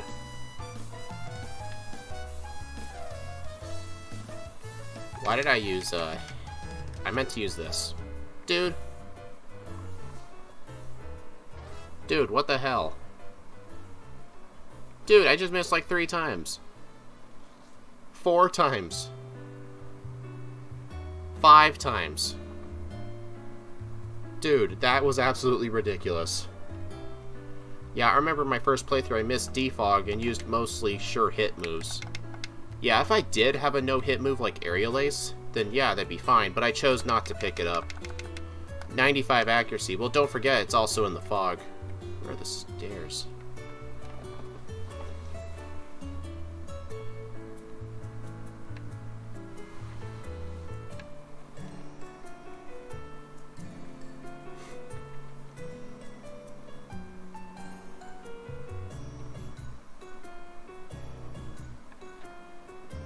How did you live a hidden power?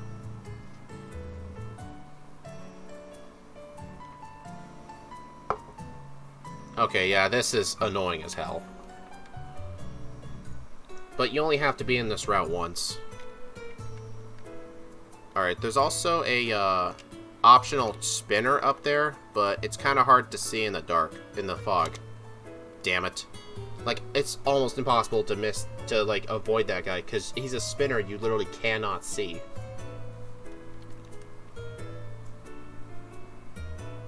Noctowl has really good special defense. Oh, that would explain it. But still, I was like 12 levels higher than it.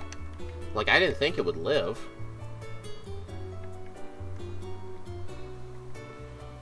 Didn't think it would.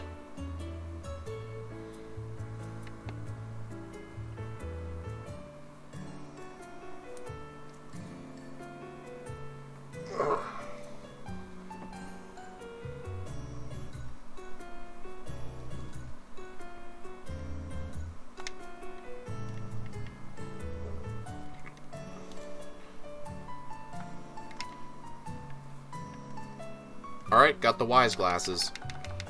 It'll boost my special moves by 10%. This was the reason I set my computer time to be nighttime. It was just so I can get this item.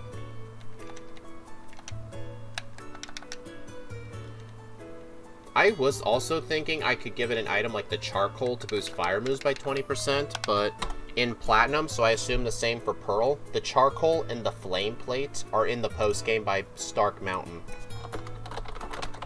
Plus, Charizard's going to be relying on mostly special moves anyway, so this should be a good item.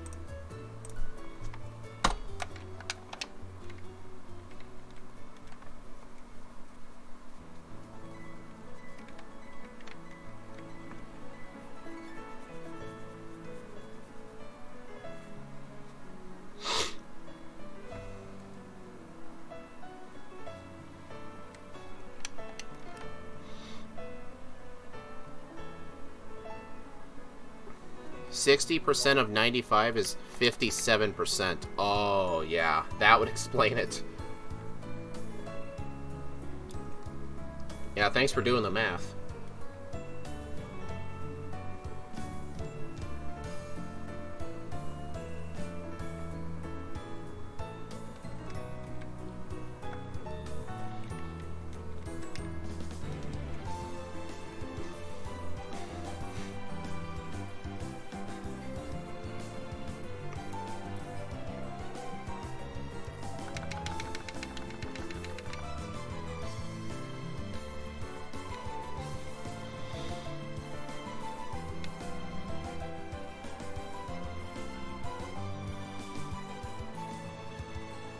At least in Pearl, you don't battle Cyrus there. You don't battle him.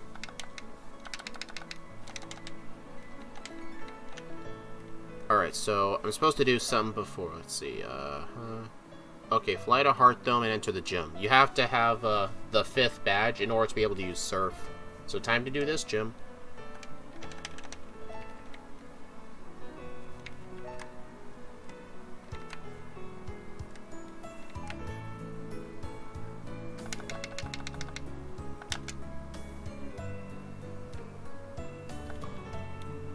Alright, I much prefer the gym puzzle in this game because using, like, the flashlights and stuff, like, it's very easy to accidentally battle a trainer. But, I mean, in casual gameplay, like, I would prefer, like, the Platinum puzzle. But in this, I'm fine with it. Because at least I can skip the trainers more easily.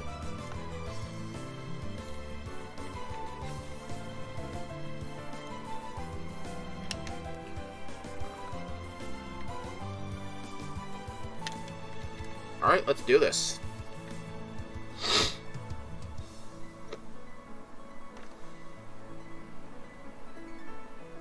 Is Fantina's bad than in German? The written French accent is so bad. It's kind of hard to understand in English, too. Alright, so my only special move right now besides Hidden Power is Air Slash, so I'm just going to use that. But I think for the Drifblim, I'll just use Hidden Power. Ooh, critical hit. Nice, because that thing used Minimize. Air Slash. Darn it. Uh-oh. Oh, jeez. Okay, oh my gosh. Oh, yes. That could have been real bad. But it's not over yet. She has her final Gengar.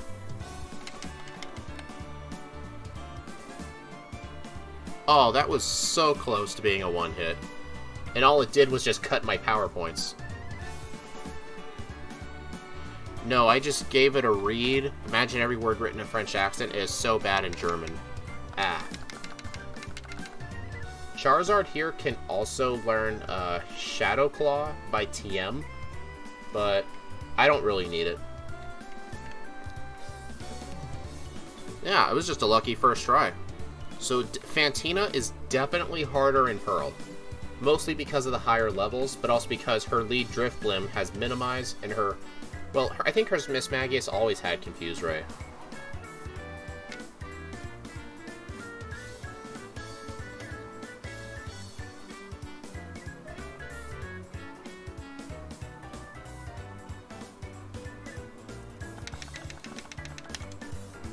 Alright, time to go to Canalave, right? Oh wait, no, we gotta fly around to go get some rare candies first.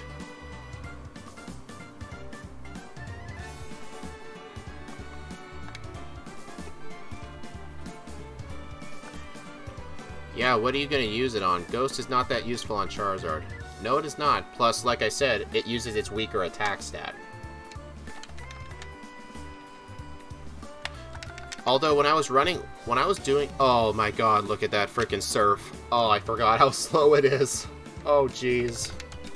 Oh my god. That is so bad. Okay, where next? Oh yeah, I need the TM for Sunny Day.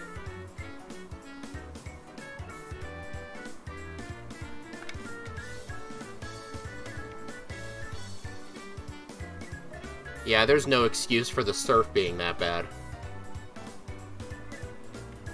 Alright, I gotta be careful here. The cops, it's nighttime, so the cops can battle you. I play Platinum because of that. Yeah, I would definitely prefer Platinum over Pearl. There always has been a debate online about, like, Platinum versus, like, the remakes. BDSP. There's definitely I can definitely see either side. I can definitely see it.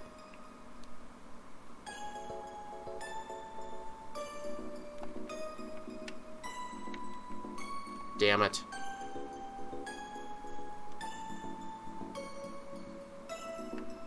I find it so funny in all games with cops, they attack you at night. I know, like, why did they do that? I had to set the game to night so I can get the wise glasses. In the other times of the day, you can either get the dark glasses or the choice specs. The choice specs are the worst, because they're good in competitive, they're not good in casual playthroughs. Because it boosts your special attack by 50%, but you're locked into one move. Alright, I need the TM for Sunny Day. It's on the Hearthome side of Route 212.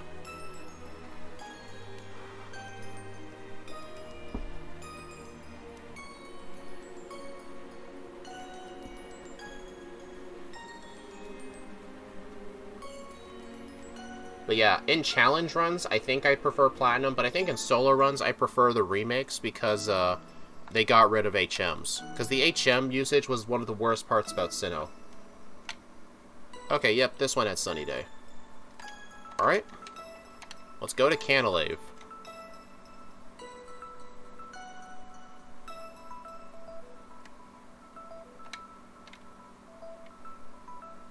For BDSP, I hate the Elite Four. I could on my first playthrough only beat Cynthia with X-Abs, I could not outspeed her Lucario.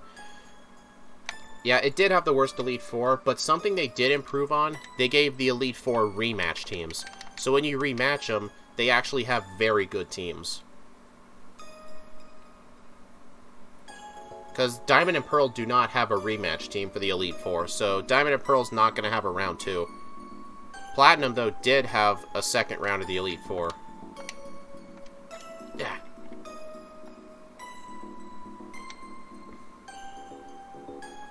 But yeah, Cynthia was definitely the hardest one for me because her Garchomp kept killing everything.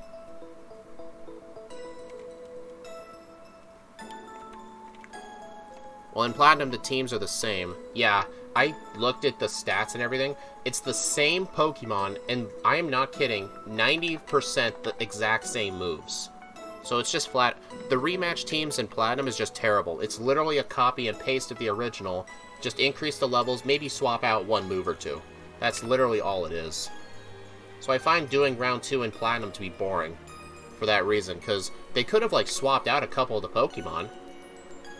They could have done that.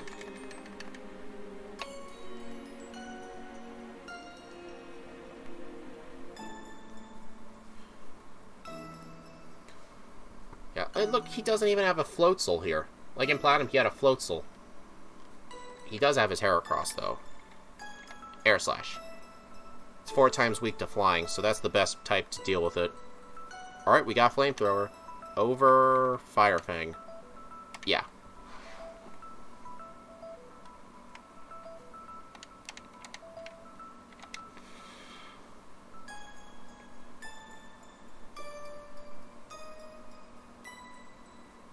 Yeah, Diamond and Pearl, the rival. Yeah. I think his team is the same in the remakes, too. Like, I think it is, yeah, because all of the teams are the same. They did change movesets and stuff.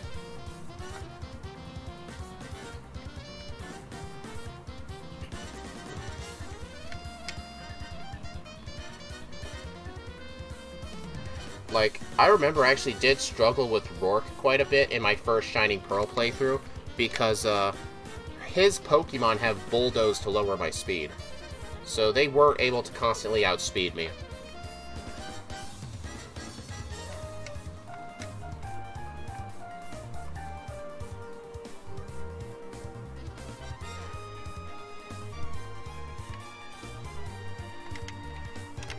What? Oh, he has an Onix? Really?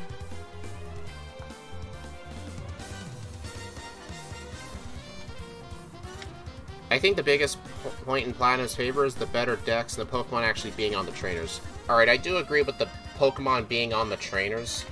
Like, the trainers have more variety. But, honestly, the better decks, like, I really accept that point, because you actually can get Pokemon that are not in the Sinnoh decks underground. Like, my brother actually caught a Houndoom for his team when he had the 3 badges. So you actually can't, and I think I had an Absol too at one point. So you can get Pokemon not in the Sinnoh decks, you just gotta go underground. I mean, yeah, they're not in the decks, but you can still get them before the league at least. Which is all that matters.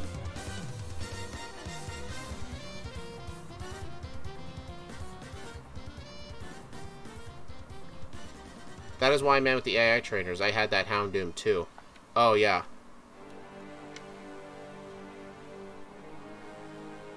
Smoked Gardenia. You had a Houndoom before Gardenia? What, you had like a level 17 Houndoom? That's kind of funny, actually. Yeah, then again, if you started with Chimchar, you would have smoked her either way. Like, I remember one time I played a Pearl version, I actually got a Wurmple and got it to evolve into a Dustox. It double resisted grass moves, and it resisted literally everything on her team. So I was able to knock out her entire team with just a Dustox.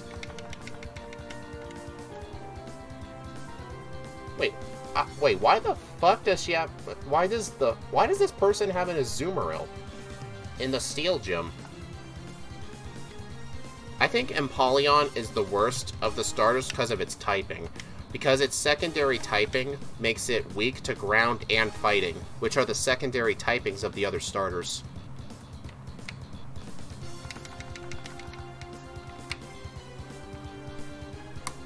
Yeah, I can't wait to do a Dustox playthrough one of these days.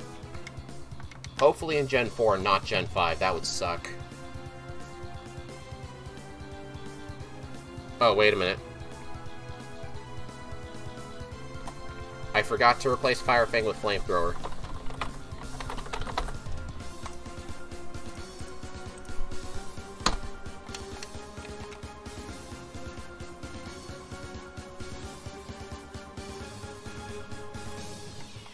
But yeah, in the remakes, like, the number one thing I liked about them was just the better underground. They really improved on it. Like, it's actually a fun place to go to, because in the original games, like, if you were by yourself and had no friends, the underground was just kind of boring. But at least you can go down there and, like, encounter Pokemon and stuff. So they really did improve it. That's, like, the biggest reason I like them. It's the underground. If they kept the underground the same, then yeah, I would not really like the remakes as much. Because the underground was one of the funnest things I liked about Sinnoh, and it was nice to see him greatly improve it.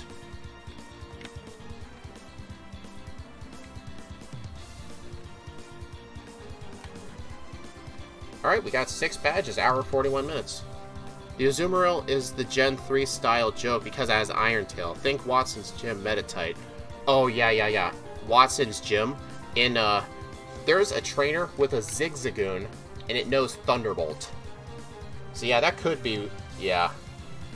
Yeah, Sapphire and Emerald both had that Zigzagoon. Something I also noticed, like, the second, third, and fourth gym have Meditite. The second gym has Meditite because, like, it's a fighting gym. The third gym has a Meditite with Thunder Punch, and the fourth gym has a Meditite with Fire Punch.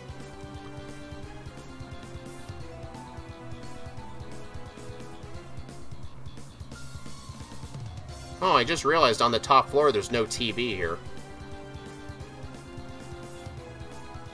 Man, there are so many different kinds of changes with Pearl to Platinum. Like, Platinum, they added a TV.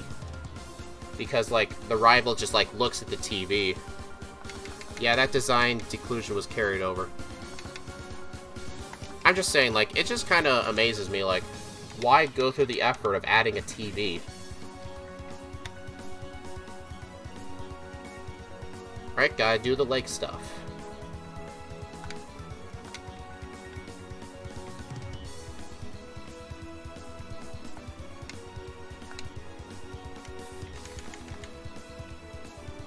Yeah, plus I really like the story, especially the one with the bones about not wasting food. Huh.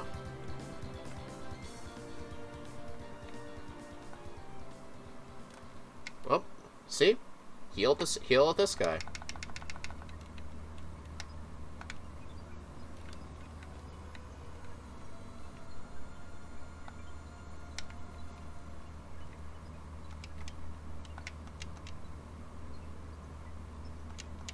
There we go.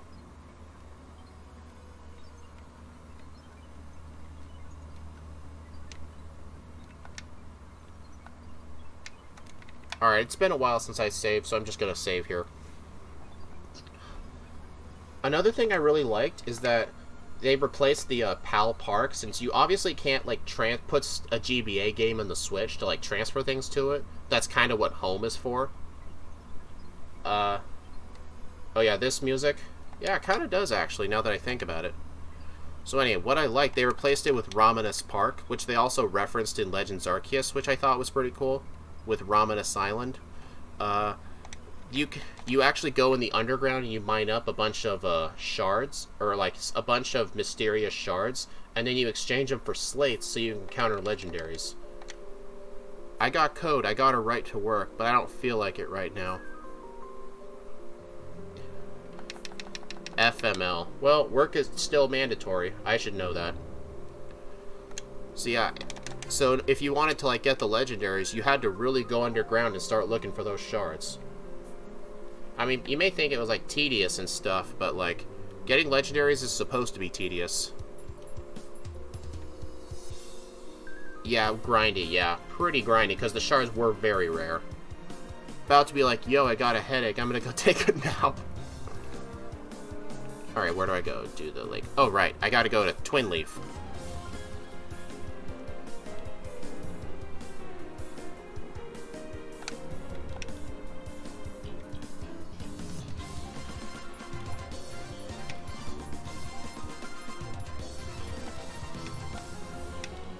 Yep, welcome home. I am not visiting Mother.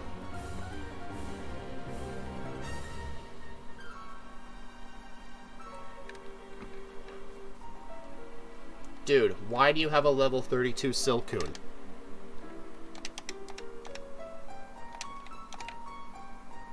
Man, Man, Team Galactic is freaking stupid. Then again, a lot of evil teams are stupid.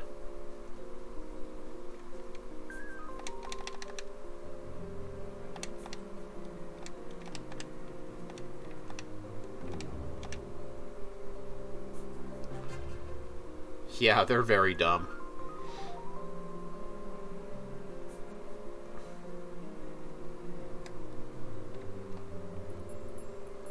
More so than Team Rocket. I mean, Team Rocket will use like a level 42 Rattata.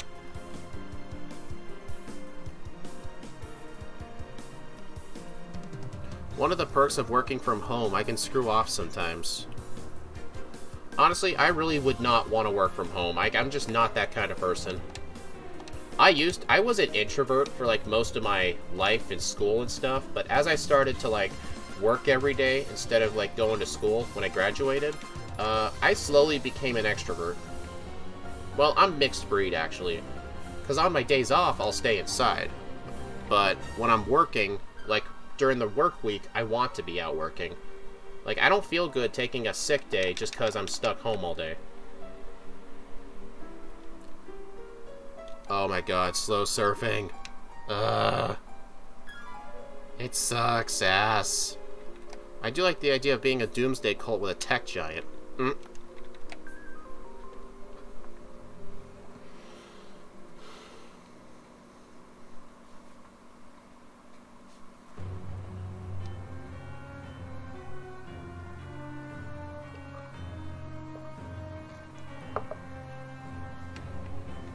At least the commanders of Team Galactic are still hard. Yeah, they're way easier than, like, the Rocket commanders from, like, Gen 2 and Heart Gold. Way easier than them. Plus, in Gen 1, Giovanni was just easy, along with Gen 3. Well, I guess Gen 3, the first Giovanni battle, can be quite tough if you don't have a good way to take out his Kangaskhan.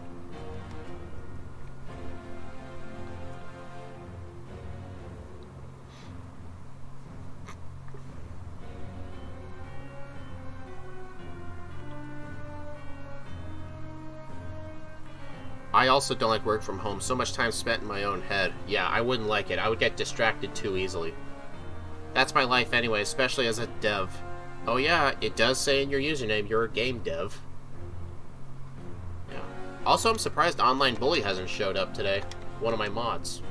He usually does on my Wednesday streams. Giovanni seems to only be threatening in yellow. Pretty much, yeah. Where am I going again? Oh yeah, here. Yeah, in red, he is never threatening at all. In, yellow, he's hard, basically, at, well, not the Giovanni in Sylph, but the Giovanni at the gym is very hard. And in Leaf Green, the only Giovanni fight that's hard is the first one because of Kangaskhan. Because in red, blue, and yellow, you can skip that fight if you use the Pokedoll. The World Tournament doesn't count. All the gym leaders got tough Pokemon.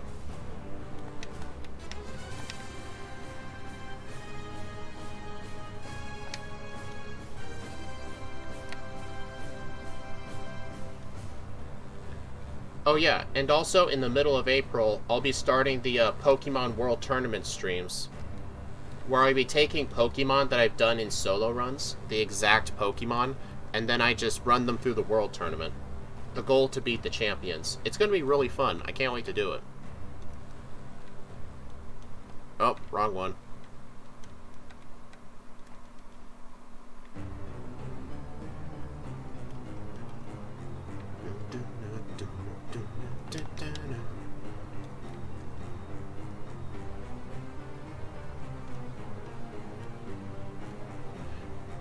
I mean, people like Brock are still kind of bad. He is still stuck with an NFE. I don't know what you mean by an NFE. But I do know he has his Onix, but in the World Leaders Tournament, like, his Onix has the Eviolite, so it is actually very defensive. And he does have the ability to quickly set up a Sandstorm. Where's the other rare candy?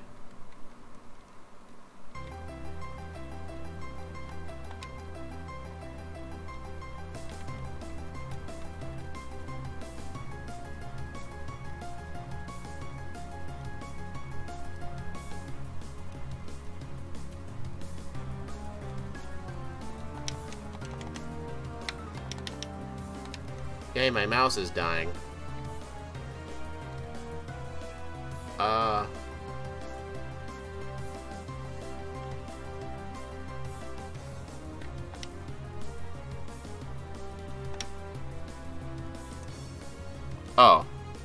Really? You moved it like 4 tiles to the left? Why would you bother doing something like that?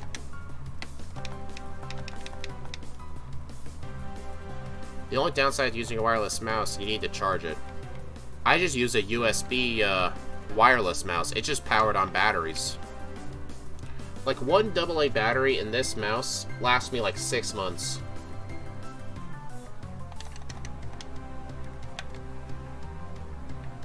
Plus, I use wired headphones for my computer. I use Bluetooth buds for my phone. I have a Razer Naga mouse, 10K DPI.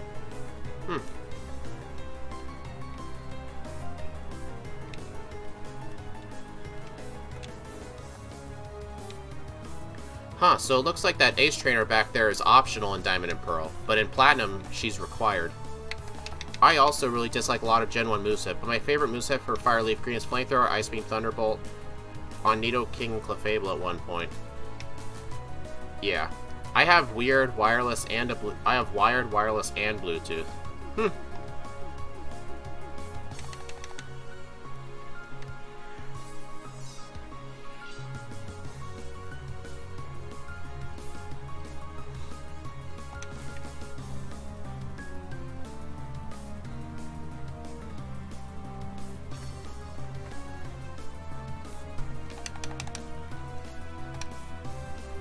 Razer Nara headset is a no-name headset, and then Sensor is ear monitors. I personally stay wired.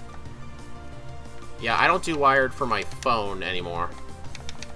Because when I like to move around with like an earbud in my ear when I'm moving around, and I don't want to have to move around my phone with me.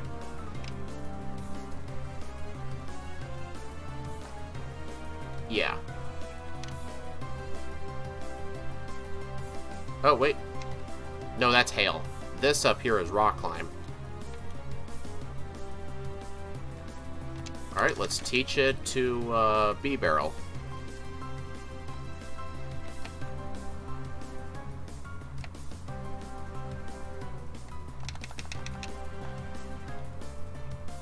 Nope.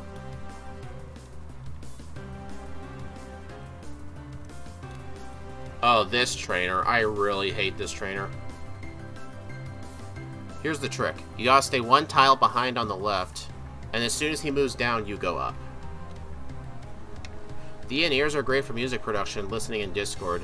The no-name is for when I don't feel like wearing the ears, and the Razer headset for when I want that boomy audio. Ah.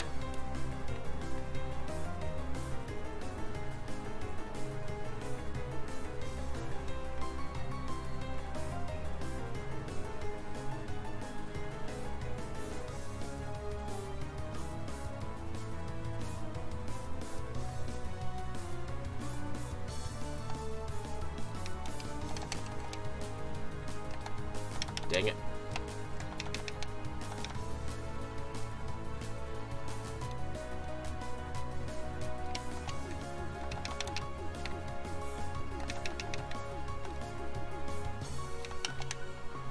I greatly dislike the feeling of in-ear personally. I don't mind it for like, I know I don't like to wear them for too long. Alright. Hopefully the solution to the puzzle is still the same in this game. Oops.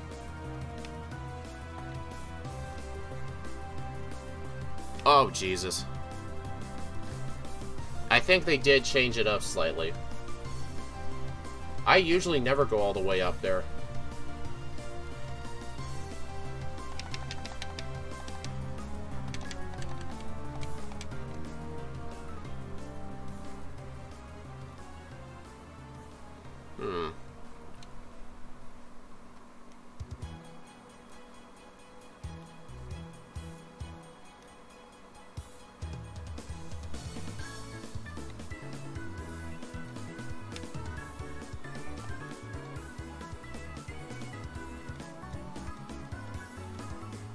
Yeah, they definitely changed the ice puzzle. Because some of the trainers are located in different spots now.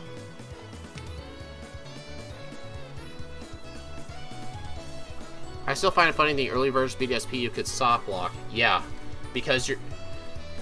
Yeah, being able to move diagonally on a grid when the gym puzzle wasn't designed for a grid, not a good idea.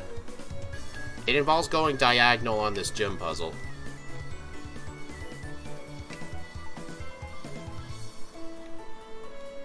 Okay, right here. Boom. Alright, I got that one ice ball there. Okay, I know where to go.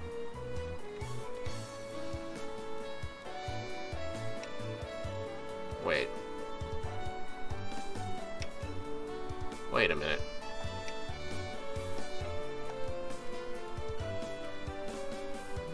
Okay, so I think I go up here. Okay. This one. Alright, puzzle solved.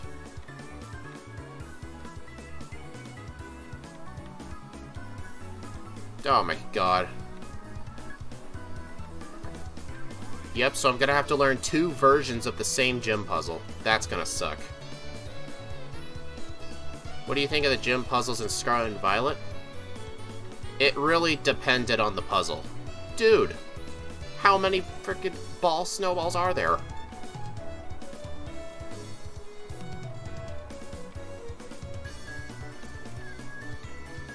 Okay.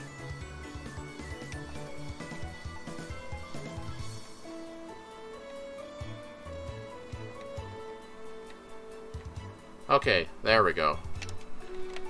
So yeah, the ice puzzle is actually harder in Pearl. Because in Platinum, you can actually do this without fighting a single trainer. But in Pearl, you have to fight some trainers. So that kind of sucks. Alright, so here's the plan. Flamethrower on the ice types, and then when Metacham comes out, I use Air Slash. Like, the Electric Gym was kind of funny, so was the Olive. But the Ghost Gym... What was the Ghost Gym? Oh yeah, the Ghost one was like some giant rap battle. That one was kind of suckish. But yeah, the electric one and the pushing around the olive, that was actually kind of funny. So yeah, it really depends on the gym. But that's kind of like every game. Some puzzles are good, some suck.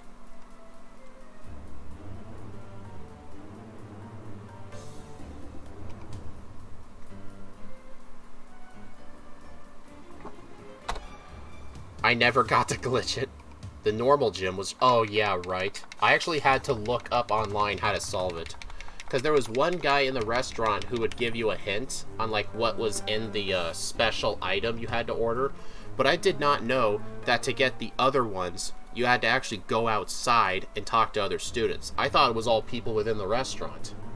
But then once I realized, oh, wait, you have to actually go outside and talk to people, then I was able to solve the puzzle. But honestly, it was kind of fun. It was a fun puzzle to solve. Also in Platinum, there's a hidden rare candy in Snow Point City, but in Pearl, it's a hyper potion. So I'm going to skip it. Even then, the puzzle was cryptic. I don't know about that.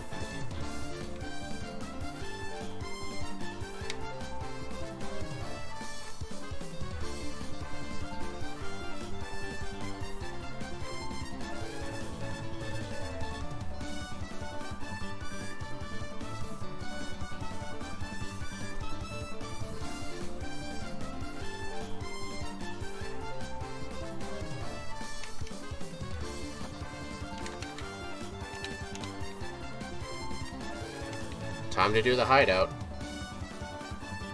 Only 1 reset still. This is very nice.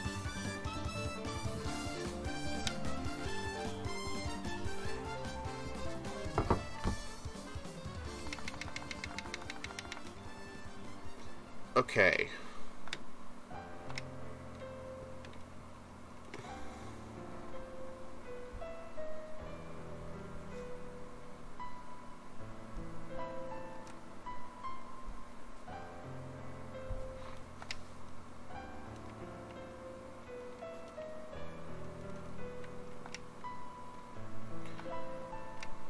I have to say, I dislike that the puzzle's not in the gym. The only crypt part is that the open world setting, finding anything is hard.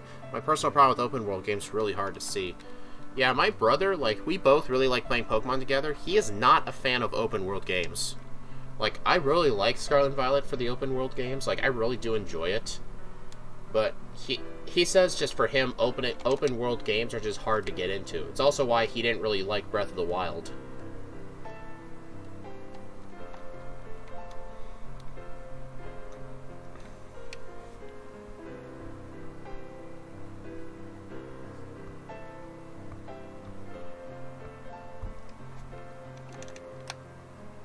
I mean, all the puzzles not being in the gyms. Yeah, it'd be nice if they stuck to the gyms. Yeah, the one where you had to find the Sunflora, that one was kind of hard. Just a sec, I'm scrolling through something.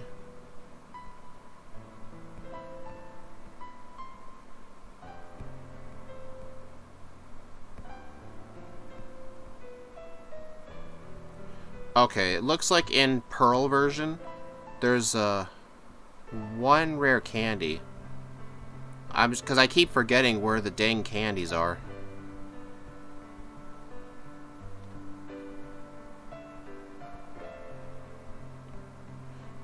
Yeah, there's one in Platinum on the 3rd floor. I know that one. Alright, looks like... Yeah, there's just one.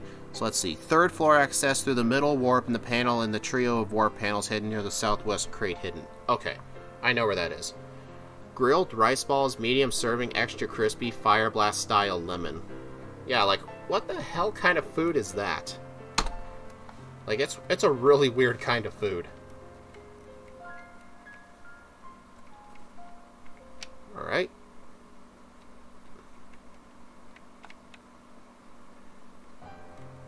Yeah, I get that. It was just hard for me to get into. Xenoblade Chronicles 2 for me, and I hate that you always have to look at the maps so badly. Yeah. Yeah, I did struggle learning the map at first, because you have to actually go into the settings to keep the map locked at north. Because the problem is north would keep constantly changing directions to wherever you were looking at, so it really threw me off.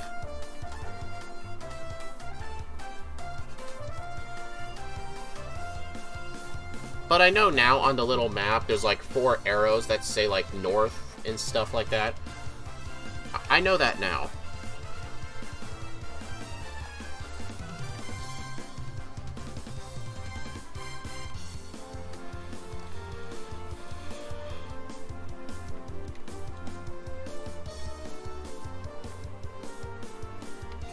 Alright, time to go in the actual building itself.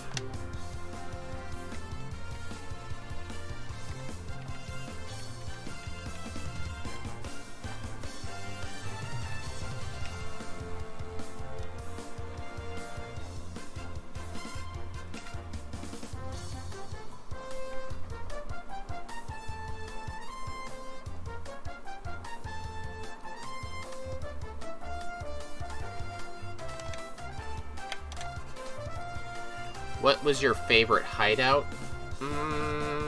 Let's see. Not the Rocket hideout. That place is garbage. I really liked the Team Magma hideout since it was built into a volcano. That was pretty cool. Something I just don't get, how can giant villain organizations have a hideout that's like smack in the middle of a big city, like Team Galactic? Like, how are people not suspicious of that? Well, I guess with Team Plasma, does N's Castle count? I would think it does.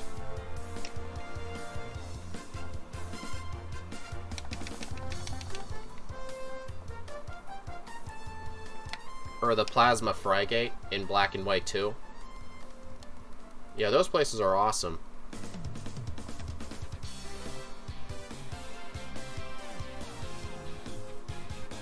Tech Giant researching energy. They even have commercials. Oh. But how do people not get suspicious with the amount of grunts going around causing trouble?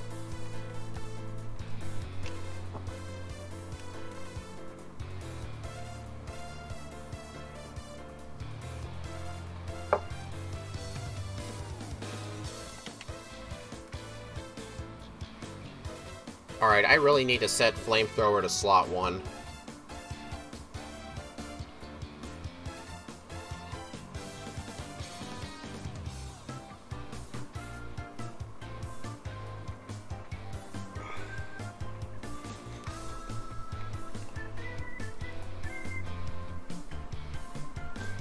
Alright, so I think it's in the middle warp. This is an elixir, right? Yep, I'll take that. So hidden amongst the boxes. Where are you? Oh, I'm sitting right on it. Okay.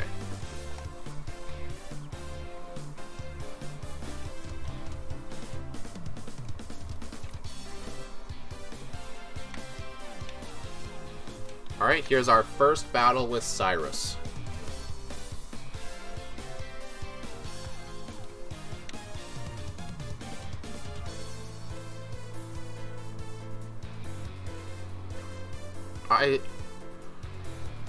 Pokemon XD and Coliseum also have cool hideouts. I've never played those games. Never.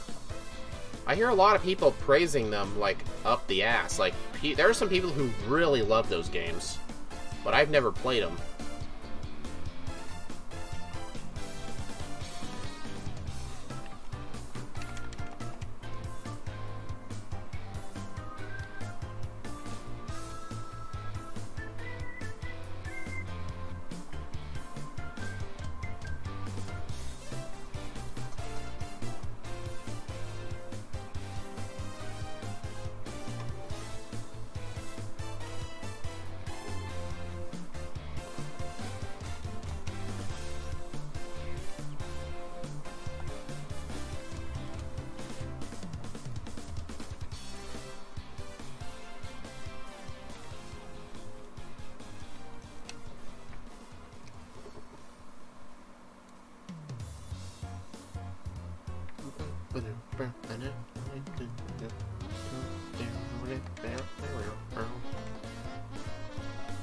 Yeah, I really like this Roots music. Kind of sounds like what is it? Like downtown New Orleans or something with all the jazz. It's kind of what it sounds like. I do recommend them. They are unique and have a few illegal movesets on trainers, and they're really hard because they limit your options, especially Coliseum. The final boss is a 10-level jump. From the previous fights before it.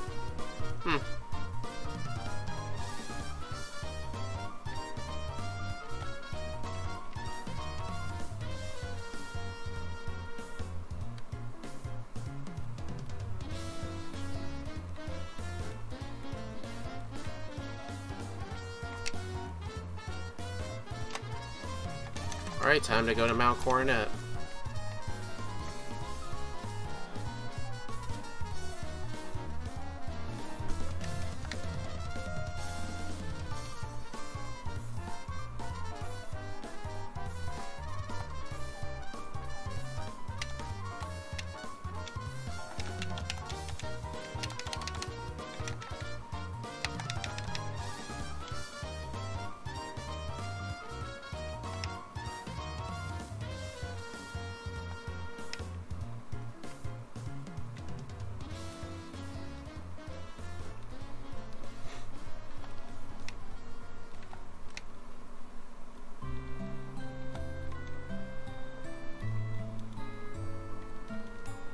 Oh yeah, wait, do I need Rock Slide? No, I don't.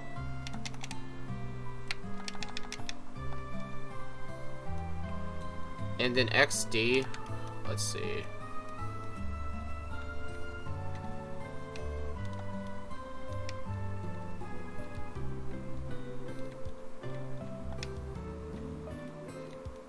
Ah.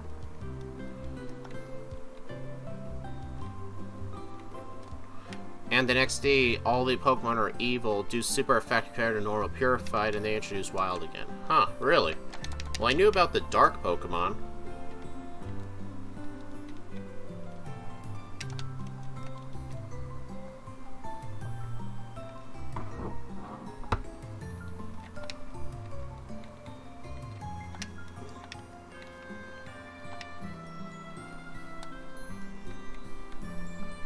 There's also a rare candy in this cave right here, but I don't think I need it. I'll come back later if I do. Oh, that's a tiny mushroom. Let's see, where's the candy? In the boulder north of the entrance to the tunnel to the northern cave. This?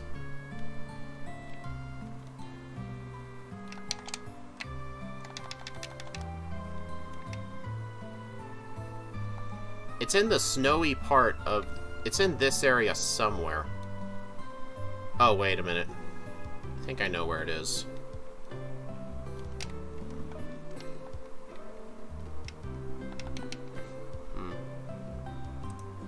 Yeah, and a lot of trainers have good movesets and double battles, and doing solo runs would be really hard. Yeah, it definitely would be. I think... Yeah, I think it might be that boulder.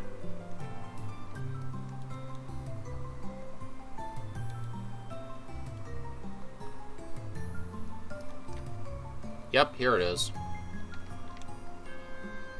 Once I do my next Pearl playthrough, which is going to be Star Raptor, like, I'll have these more memorized. Also, if you guys hadn't seen the community poll on my channel, I'm asking all of you, like, which Pokemon do you want to see for the 12th of April, which is exactly 7 days from now. From now on, 7 days before a run, whether it's streamed or edited, I'm going to have a poll with 4 randomly decided Pokemon, which I use a random Pokemon generator to decide. Like, I decide the game, and then I decide, okay, I'll randomize the 4 Pokemon, and I give you all a choice. So if you want to vote for what my Heart Gold live stream should be on the 12th, go ahead to my community tab and vote.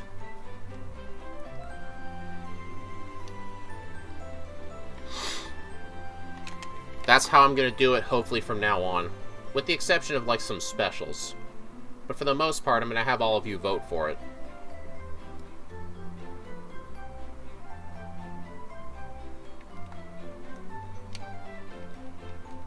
There is one option on the poll that I really do not want to win, and that is Sunkern. I don't even think you can beat Red with Sunkern. I don't even think that's possible.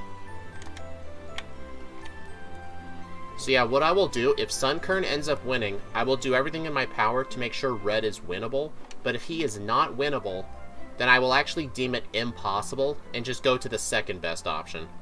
That's what I'll do. And then on the leaderboard, I'll put Sunkern as a IMP, which means impossible. But if there is a way for him to defeat Red, then I've got to plan out the whole entire run. But that's only if Sunkern ends up winning. But yeah, good spin-off and a lot of others at the time. Ranger, Pokemon Ranger 1 and 2, Mystery Dungeon. Also, I hate how Conquest is super rare in the European Union. Yeah, Conquest is like one of the most underrated spin-off games. I actually own like multiple world records in that game. You probably have seen my 100% speedrun on YouTube, where I register all the Pokemon, all the warriors, and every warrior has every one of their perfect links. Plus all the stories are completed. I mean, you've probably seen it. I think the first part has like 2,500 views on YouTube. And yeah, I have played, I've only played 2 of the 3 Ranger games. I've only played Shadows of Almnia and Guardian Signs. Guardian Signs is my favorite. And Mystery Dungeon, I've played Blue Rescue Team, Explorers of Time, and the remakes of Blue and Red Rescue Team. I have not played any of the 3DS ones.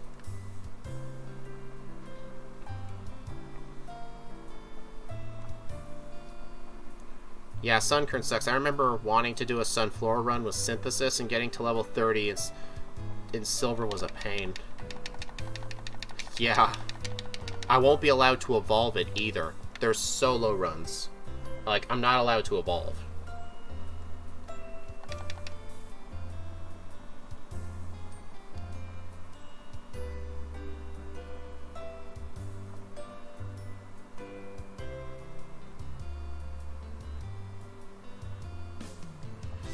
Not a run, just on a casual team. Yeah, on a casual team is hard. Man, that is a trippy effect. I remember that effect on the Switch. It was really trippy.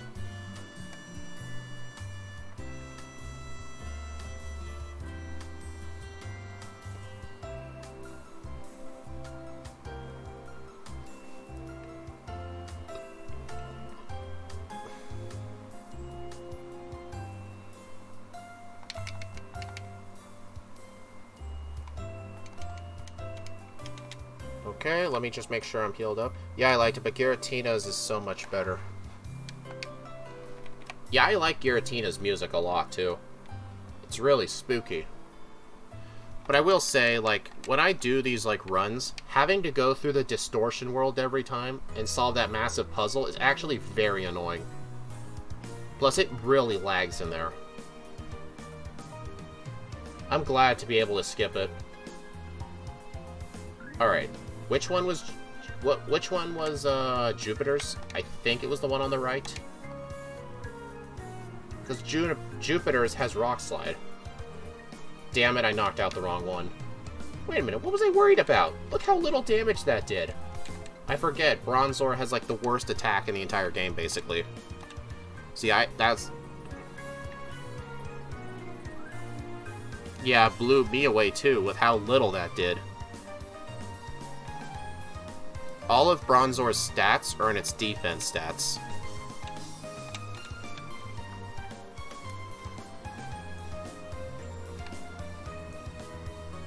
I can imagine. I remember how annoying it was in my last playthrough.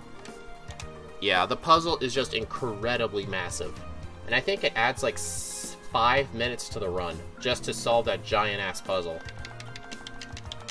Plus, I can never seem to memorize my way through there. I know Madrybread says, like, it's one of the reasons he doesn't like to do platinum runs as much, is because he has to go through the distortion world and he can never remember how to do it.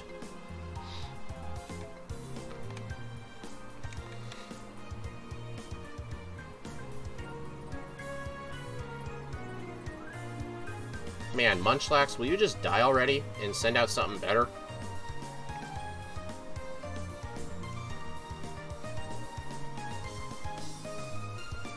There we go. I wanted to rush it so I could cheat some competitive Pokemon for Battle Revolution because it's really fun. I have played Battle Revolution, yes. It's kind of like Pokemon Stadium 3. You can, like, transfer Pokemon to it from, like, your Gen 4 games. Well, not transfer it, you just copy them over.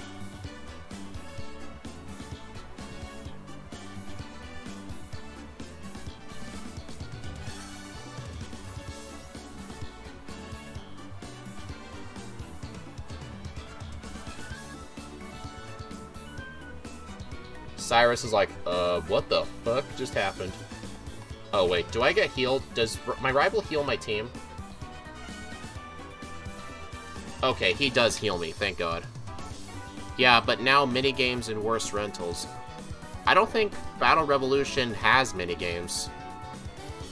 But I remember the rentals were really bad in Battle Revolution. You were basically locked into a certain team.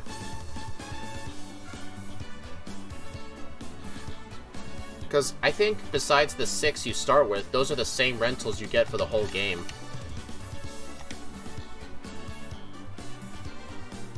Yeah, Hidden Power is also good for Cyrus's Gyarados. Just 4 teams. At least in the first 2 stadiums, you get access to everybody.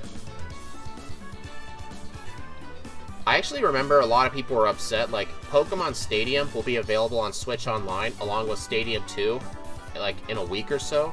And there were people so upset, like, oh man, are we stuck to using just the rentals? It's impossible to beat the game with rentals. And then I saw Worster, a Pokemon speedrunner, upload a video saying, hey everyone, do you want to know how you can beat Pokemon Stadium with just rentals? Here's how. Step 1, go to YouTube, look up the Pokemon Stadium Beat the Game speedrun by this guy named Worster, and then just copy everything he does, because he uses only rentals.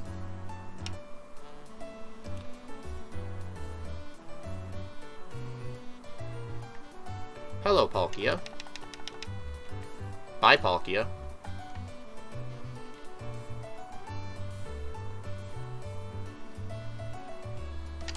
Team 3 is kinda nice at the Coliseum where we use random Pokemon between both trainers. Really? Oh, I forget. You cannot use Fly on the summit of Mount Coronet. You can't do it in Pearl, and you can't do it in Platinum. So in order to escape, I think you could have just used an escape rope up there. Well, what I can do is just fly from here. So dumb. Yeah, alright, where do I go now? Let's see. Oh. Before we go to the 8th gym, I gotta go get Earthquake. We're finally gonna be able to get it. Get out of the way, old man.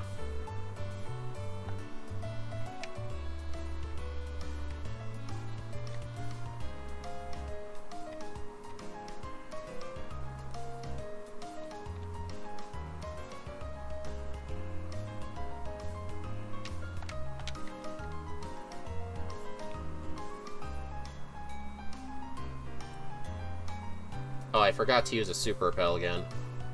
Hey look, one of only 2 fire types in the game. Hello. I actually saw some guy online actually complete a hardcore Nuzlocke of Pokemon Diamond with only fire types. So he only had his Infernape and like 5 Rapidash. Might have only been less than that too, due to like the Nuzlocke rules, 1 encounter per area.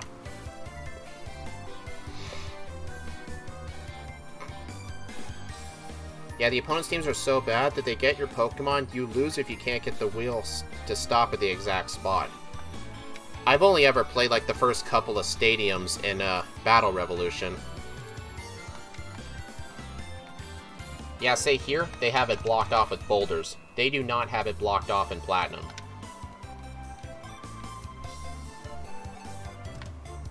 Alright, the Max Ether's still there.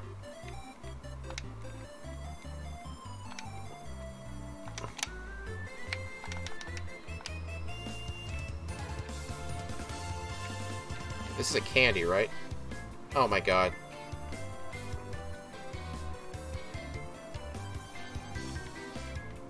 Yeah. Yeah.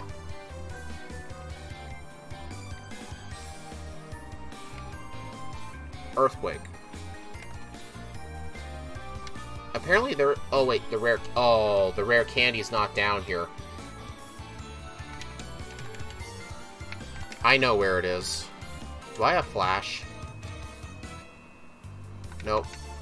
Forget it, I'm just gonna skip it. The rare candy is in the dark part of Wayward Cave.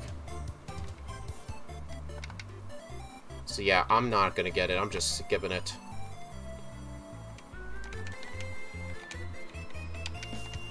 Alright, where do I go next? Earthquake over... Alright. Yep, the little girl's gonna have to stay behind. I'm sorry. The rare candy's in there. Like, I am not willing to go through there and get it. Because it's so dark in there.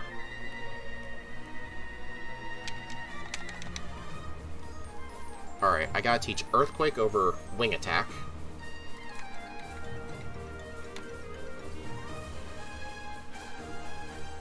Yeah, where do you even get Flash in this game? I don't even remember.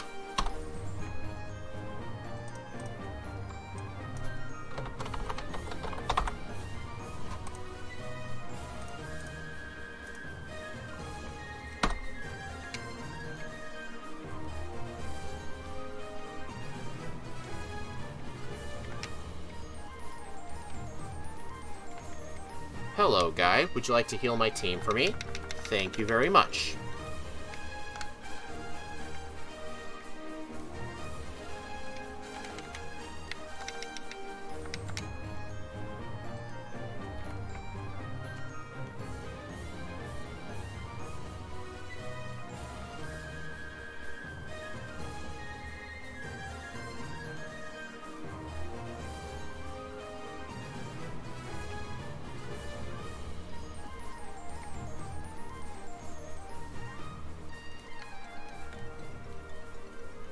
Dude, you stupid cop.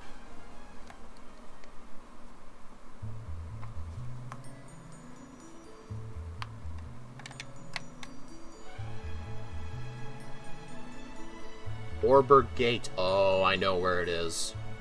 Yeah, you need Rock Smash to get to it, so you can get it quite early.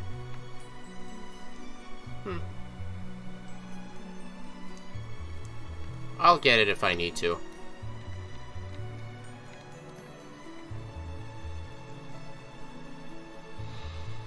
Because if I had Flash, I'll be able to find the rare candy. It's being guarded by a group of trainers. Why the fuck do you have a Feebas? Like, what the hell? Man, trainers in this game are just stupid. Like, why do you have a level 37 Feebas?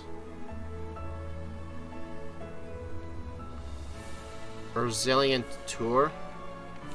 What is that? Orberg Gate in German? Oh, German name. Ah.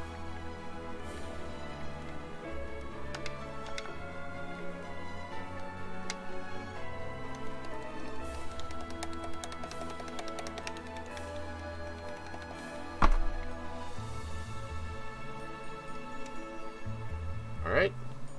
Man, I can't believe we've only had one reset still. Alright. Here's the Zap Plate. This will boost This will boost Hidden Power by 20%, since I have Hidden Power Electric. So this will be more helpful than the Wise Glasses, just specifically for Hidden Power.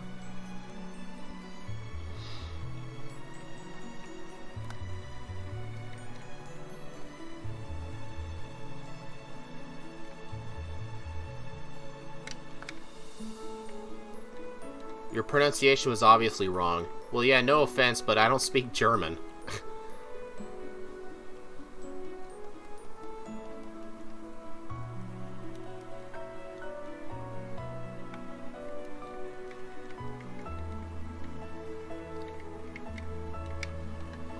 Alright, it looks like the gym puzzle is the exact same as it was in Platinum. Or it is in Platinum. Okay, yeah, I really need to move Flamethrower to slot 1.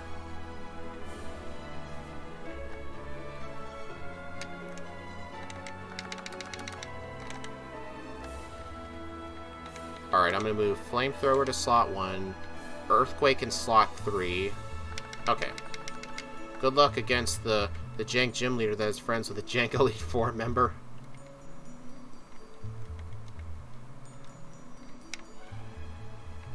I mean, he does have an Octillery. Does have a water move. I mean, Octillery is pretty good if you decide to come into the fight with, like, a Graveler or something.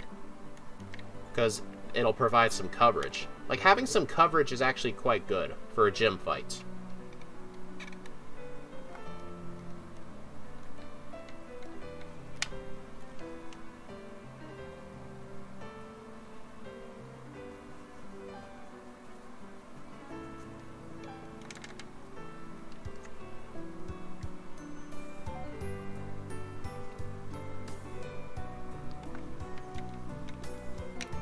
Alright, gotta avoid this guy. Okay.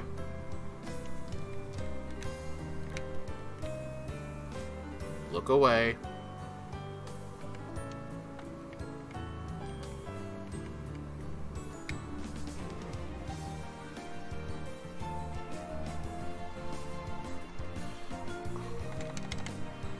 I love how both were fixed in Platinum, but had Pokemon on their DP teams that are weak to their actual type. Oh yeah, Octillery was weak to Electric, but then again, like, why would you bring an Electric-type Pokemon to the Electric Gym? But then again, like, I mean, Sabrina had a Venomoth on her team in Kanto. I mean, it did provide, like, nothing good. It was a bad Pokemon.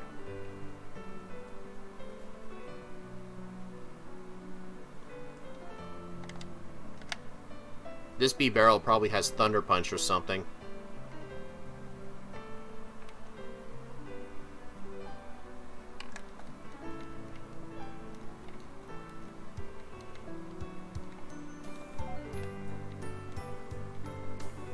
Alright, I need to heal up again.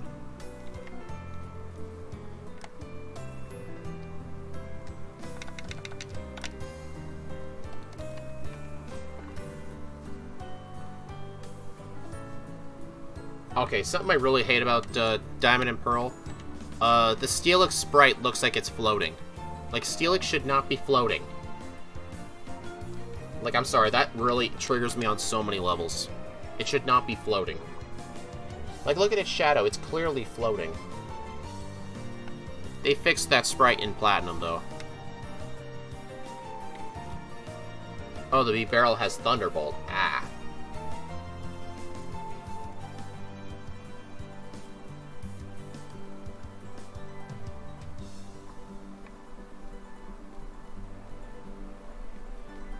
But I mean, I do worry about the Ambipom on Volkner's team because I don't have a move that'll deal super effective damage on it.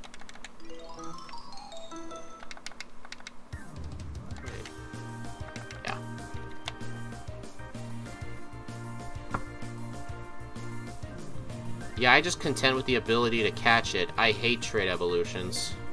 Yeah, trait evolutions are just the worst.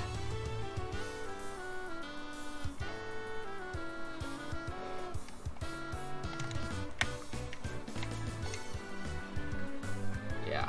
I mean, in Platinum, all of Volkner's teams are electric types, so I literally just Earthquake everything. But here, like, I'm gonna use Hidden Power, because that thing will tank an Earthquake, I think. So yeah, I like type variety. I like type variety. It can make a gym leader difficult as long as it's utilized properly. Oh yeah, Technician's a pretty good ability. Alright, Flamethrower. Oh, well, I guess I had nothing to worry about. Alright, we got all the badges, 23107. I don't know what Charizard got all the badges in Platinum, but I think Pearl is probably in the lead since I have less resets. I would love that they go for a team with more than one type. Yeah, for sure. Because yeah, in Platinum, Flint's Pokemon are all fire types. So, like, if you have, like, Earthquake or Surf, Rock Slide, you'll just kill everything. But in Pearl, you gotta deal with a Steelix, and a Lopunny, and a Drifblim.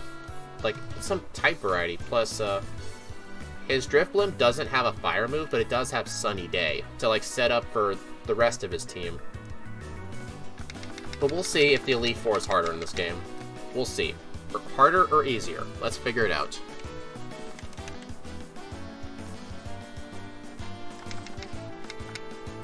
Oh my god.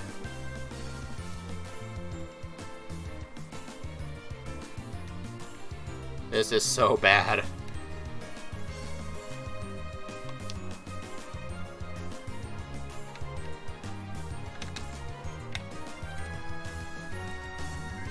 Yeah, Luxray is not really the best. It would have been really good if Luxray on Volkner's team had Ice Fang. I think they did give it Ice Fang in Platinum. A theme would be nice, like Rihan with Dragon Weather Control. He also has a line for every weather, so for speedruns, no maxed ice moves, I would assume. I'm not sure. I've never watched a Sword and Shield speedrun.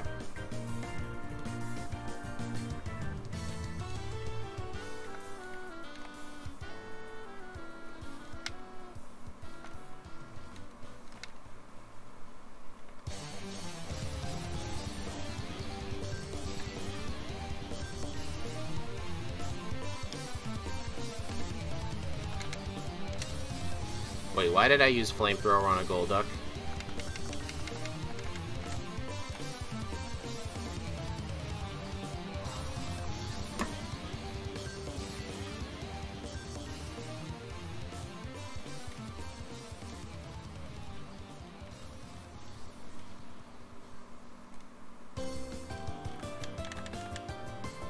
Alright, time to teach Waterfall to B-Barrel.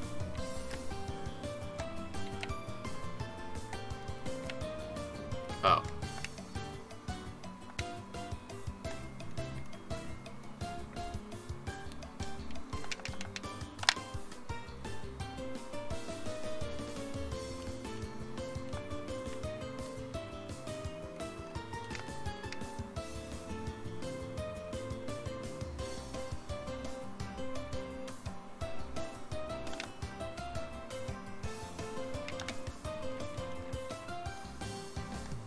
Alright, time for Victory Road.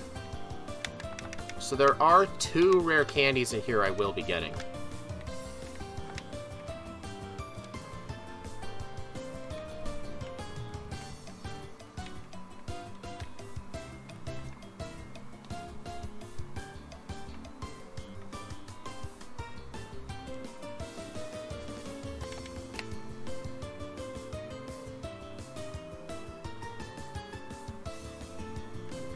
Hey, look, you want to see the slow HP?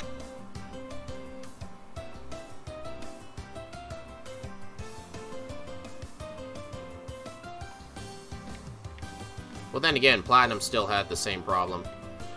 I dislike Sword and Shield greatly personally. The story is bad, and every story beaten character is recycled from Sun and Moon. Gen 7 did it better.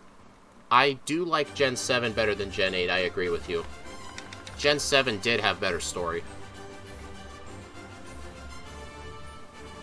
Not the HP bar. I mean, Platinum had the bad HP bar too. Heart Gold and Soul Silver did too. They didn't fix the HP bar till Gen 5. Because the amount of HP it depletes per second actually maxes out. Here's the funny thing. Rampardos actually has very bad defense. Despite it being a rock type. It's kind of hard to believe. Like, all of its base stat total is in its attack stat, basically. And I think it's HP as well.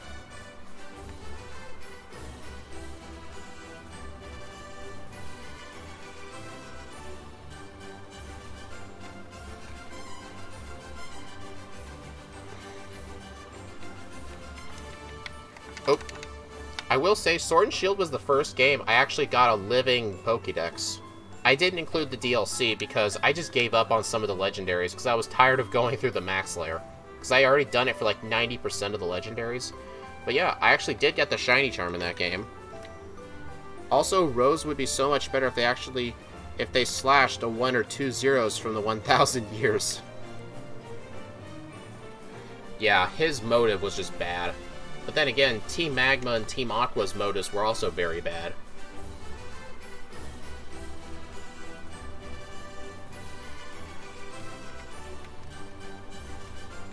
Good old Max Lair is so bad. I don't think it's bad. I actually enjoyed it. Like, it's a nice thing to do with friends. And if you do get to the other end and get a legendary, at least it's a guaranteed catch rate. It's just, it got repetitive because if you want to try and get all of them, then it becomes a pain.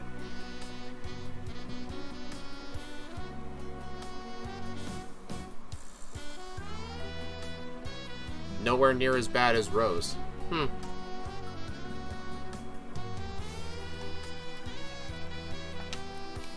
Oh. I gotta get the rare candy here. East of Ace Trainer, Sydney. Where is it? Is it hidden?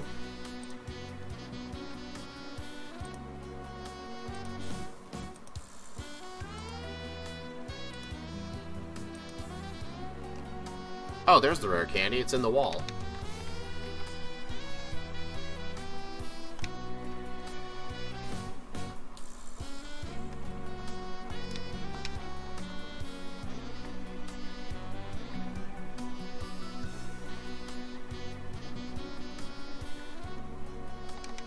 The Max Lair sometimes spams random status moves until it's out of PP.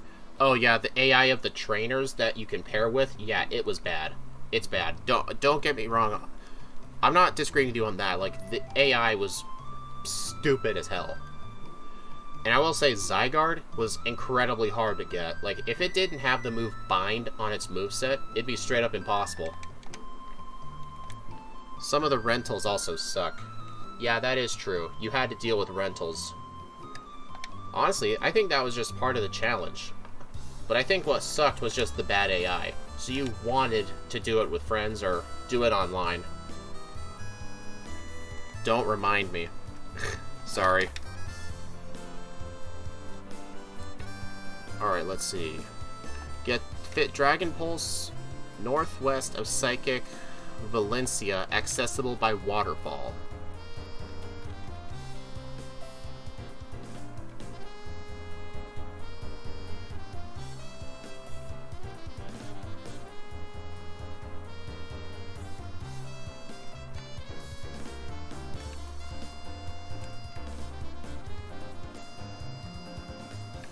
Wait a minute, I know where it is.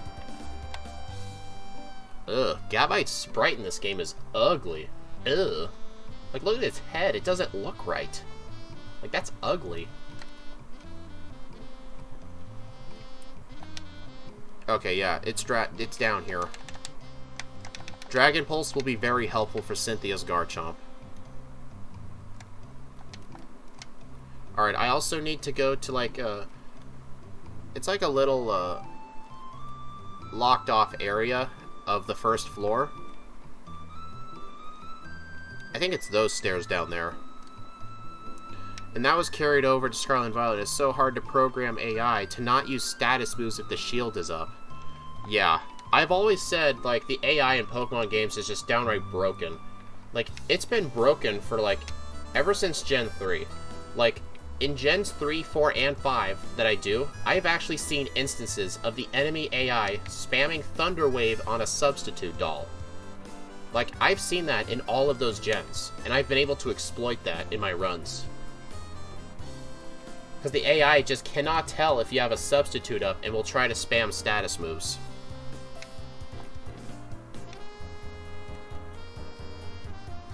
Okay, that's all the candies. How many rare candies do we have, actually? 11. The minimum level for the league at the rival is 63. So all of these candies will get me to a pretty good level. So I definitely did more than enough training. Or I might have picked up too many candies. But then again, there's nothing wrong with being a higher level.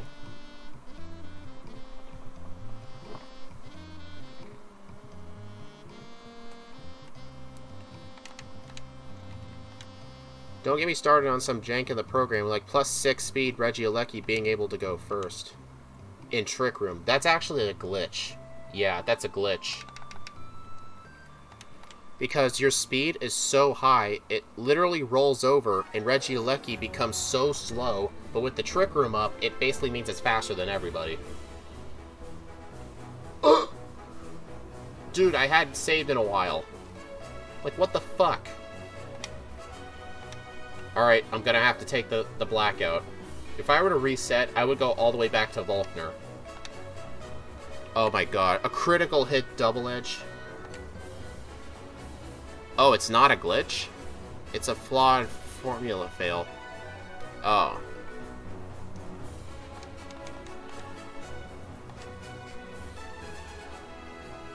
Come on.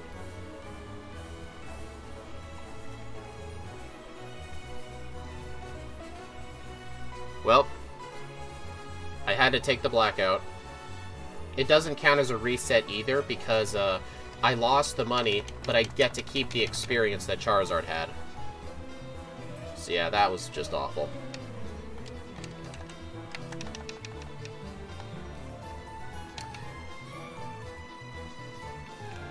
Well, at least I don't have to fight the trainers again.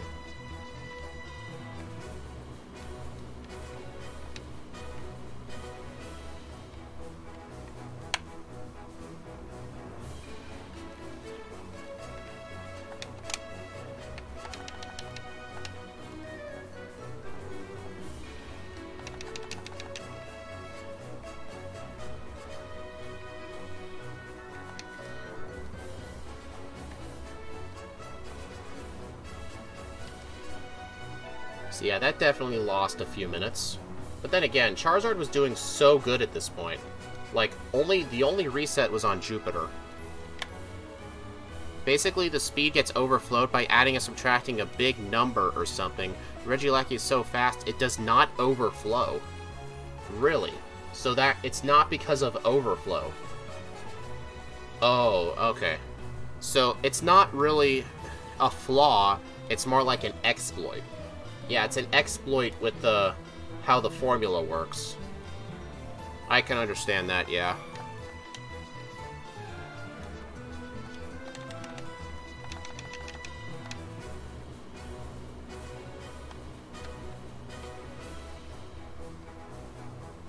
Alright, I'm saving before this guy. Like, I actually was worried that Golem would have killed me with a rock move. Yeah, no idea why it was just not reversing turn order. I actually thought how Trick Room was supposed to work is that it reverses the priority. Like, for example, like it reverses the speed, but it also reverses priority too. I'm a bit confused with how Trick Room really works.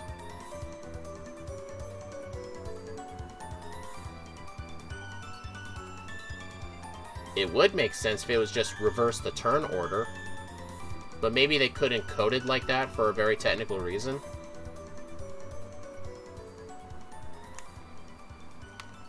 Man, with 11 rare candies... Oh no, priority is always the same. Oh.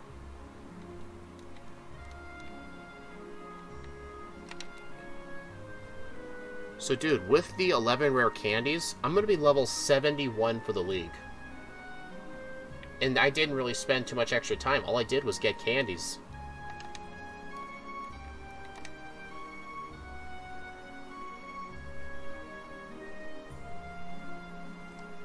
Oh geez, you got a Gyarados?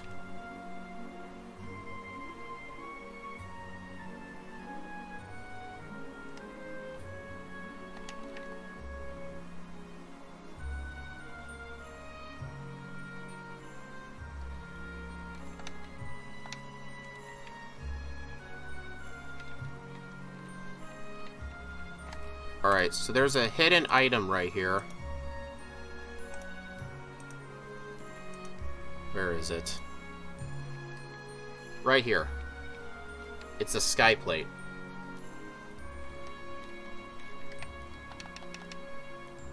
If two Pokemon use Quick Attack under Trick Room, the slower goes first. If one uses another move, the Prio goes first. It is important counterplay. Really? So if two Pokemon use Quick Attack under Trick Room, the slower one goes first. Oh, okay. I think I'm starting to understand that now. Alright, gotta get my full restores. Alright, use all my candies. So we're gonna go straight to level 71. And when I did all my routing, Charizard can actually beat the league at level 63. So this is gonna be more than enough. Apparently, it makes Trick Room's Psychic Terrain as a strategy in meta and VGC. Oh, really?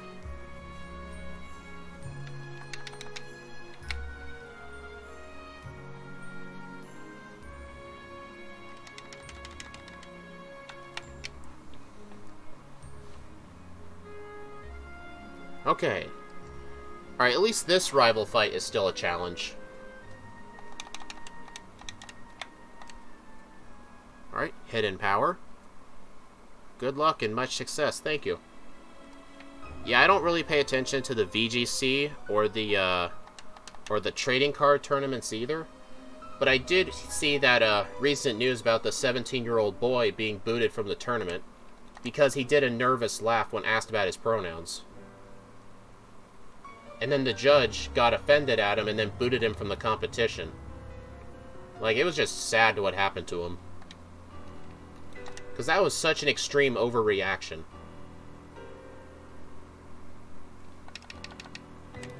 At least you are not physical, yes. Intimidate user. Pokemon that are physical attackers struggle against Pokemon with Intimidate. They do. Yeah, everyone I've talked to about that was in support of the boy. Like, I did not hear a single person who thought it was okay for that 17-year-old boy to get booted from the tournament. I did not hear one person say it was actually a good thing. At least the ones I've talked to. But on the bright side, one of his friends opened up a GoFundMe for him, and he was able to recover all of his travel expenses, like getting a hotel, a plane ticket to North Carolina, all that stuff. He got all the money back and then some. So at least he got his money back. From people who cared. I just casually follow the scene. I'm not the big doubles person. Yeah, me neither. Okay. I'm healed. Alright. I gotta put the full restores up here. Oh. I still had room for that. Alright, do I have... Alright, max elixir and elixir. Okay, let's do this.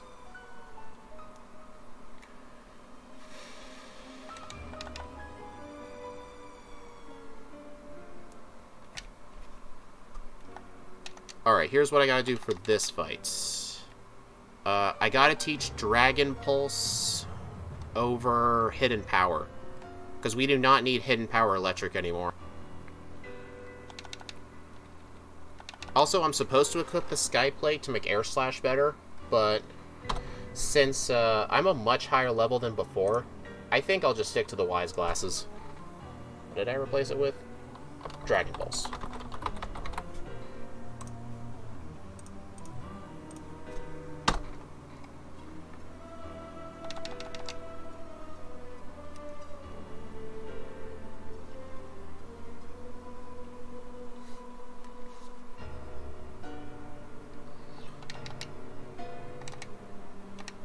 then again, where I am from, the pronoun thing is not very discussed.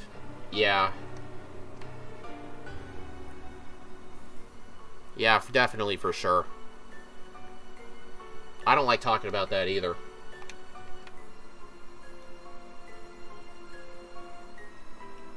I mean, I've got pronoun roles in my Discord server, but that's about it. Yeah, a lot of languages are gendered language. German, Spanish, French.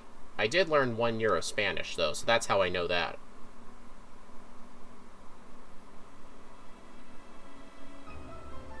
Okay, yeah, that was easy. But then again, I'm like 20 levels higher, so what did I expect? Okay, I actually thought Bertha was going to be hard because she does have a couple of rock types, but only 2 of her Pokemon have rock moves. The Wishcash and the Hippowdon. Her Golem and Sudowoodo do not have rock moves. Her Quagsire does not either. Oh, oops. Hold up. I realized I forgot to teach Sunny Day, but I'm going to try and win this fight anyway, because I want to try and go reset free in the league.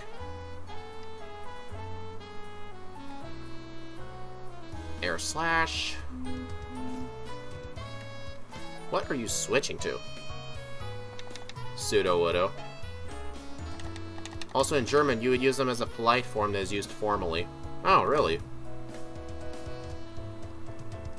I do remember from Spanish there were formal versions of words and informal versions. I do remember that. So yeah, this Golem does not have any rock moves, which is a good thing.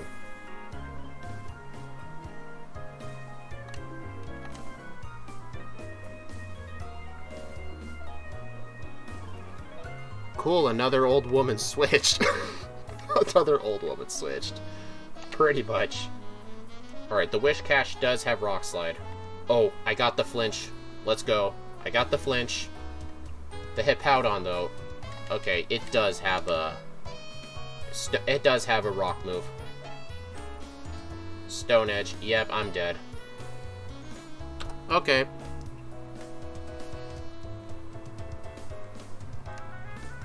Alright, let's actually teach Sunny Day this time. Sunny Day over... Oh, shit. I made an error. I was supposed to teach Dragon Pulse later. I have Solar Beam, yes. Okay, so how am I going to do this? I was supposed to teach... Alright, so I'm going to replace Earthquake. But then again, like, I might need Earthquake for Flint. I'll just use Air Slash on him instead. Okay, so I'll teach Sunny Day over Earthquake.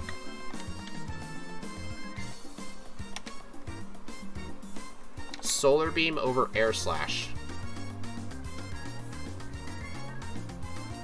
Alright.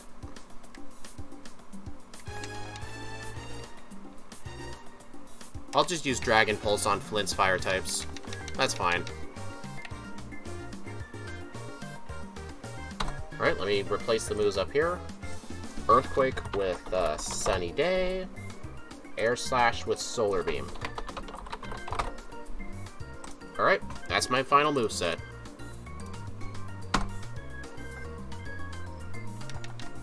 Yeah, the reason I have Solar Beam is for the Wishcash and also the Hippowdon too. You can take a Thunder Punch. Yeah, I can, but I think the AI is going to be more likely to go for Stone Edge.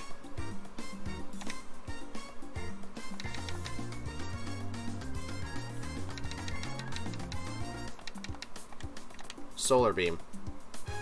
Dude, it keeps changing it to Sandstorm. Come on, get rid of this thing. Thank you.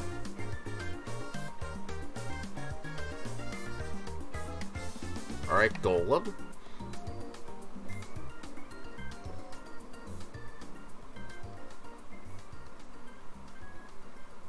Infernape does not have... I thought you were talking about... I thought you were talking about Bertha here. But no, you're talking about... You're talking about Flint. Oh, okay.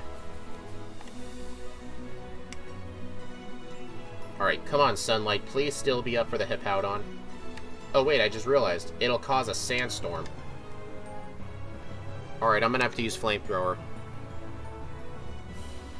I'm surprised that didn't kill. Uh-oh. Oh, ah. So yeah, that's a problem. Its Sandstream makes it go away. So yeah, that's kind of a problem.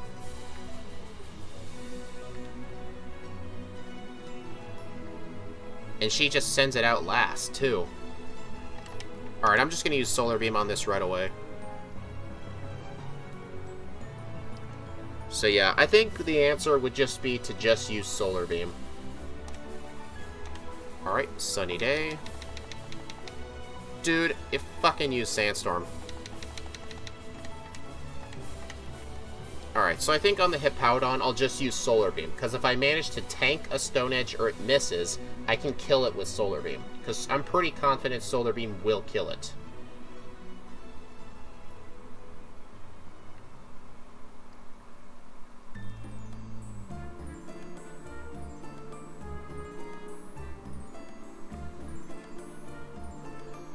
Damaged is halved in Sandstorm?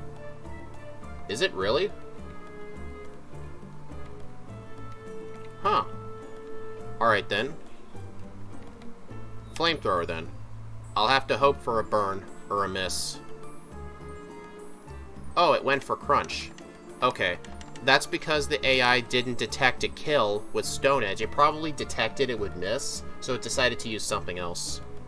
Okay, thank you for that. I don't think it was like that in Gen 3. Or maybe it was, I don't know. But yeah, it's a good thing you're here. Alright, I'm going to use an Elixir. It might have been Gen 3, actually.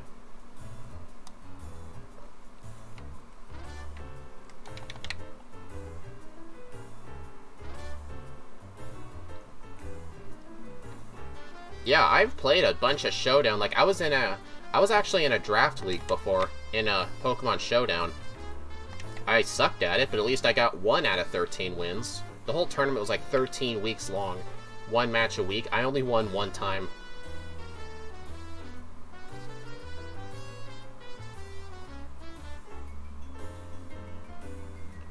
Alright, Infernape.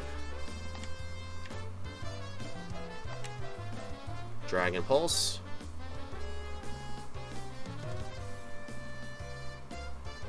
Come on, kill. Yes. I think that was a range. Okay, I hate that floating Steelix. Get out of here. It's floating. Look at it. It's floating.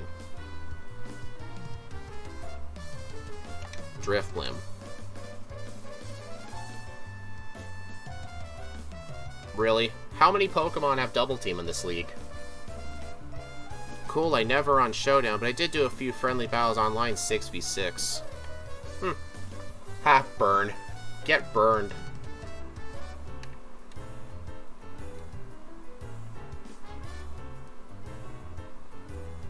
Dude. How did you tank a Flamethrower? Okay, Flint was still a first try for me, but he actually was more of a challenge because he doesn't have just fire types. I couldn't just spam Earthquake. I had to actually think about what move to use. Alright, now for Lucian. I do recall a lot of Double Team in the league. Yeah.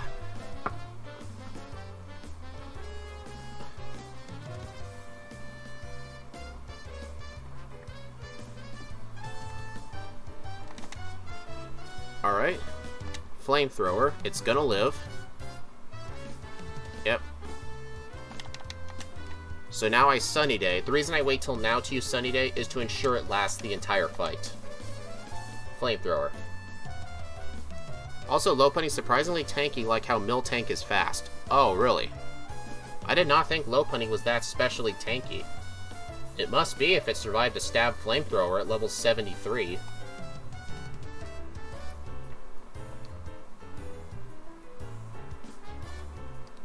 Alright, Alakazam. I'm gonna have to use Flamethrower because I don't have a physical move.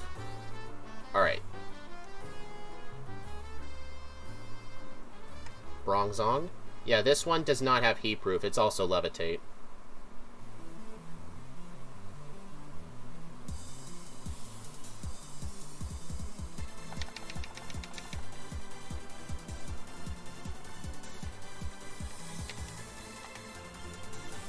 Alright, max elixir.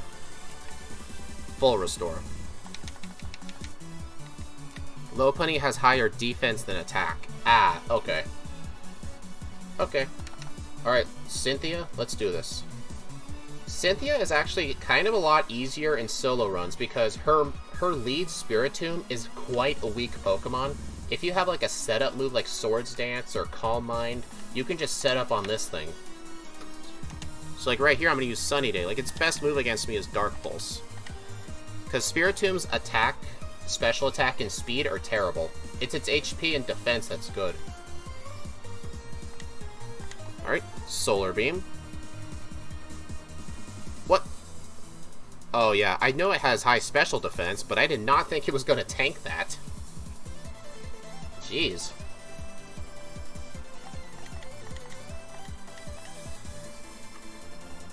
Yeah, I love doing that in Black and White with Superior. Oh yeah, Contrary. Yeah. Oh. I didn't know the sun was gone, but luckily it missed a Stone Edge. Okay. Alright, Garchomp does not... Its best move against me is Dragon Rush. But, yeah, at least it doesn't have a rock move. Really? Okay. Giga Impact. Huh, usually the AI tends to not prioritize those charge moves. It must have had no other choice then. Flamethrower. This is the last one. 301. Oh, wait. Okay. 3 hours, 1 minute, or 3 hours, 3:01:58. Yeah, the Milotic can be quite... It's one of her hardest Pokemon, yes, I agree. 3:01:58 with 3 resets at level 74. That is quite a nice time for Charizard. I don't remember what its Platinum time was, but I do know Lucario did better in Platinum than Charizard did.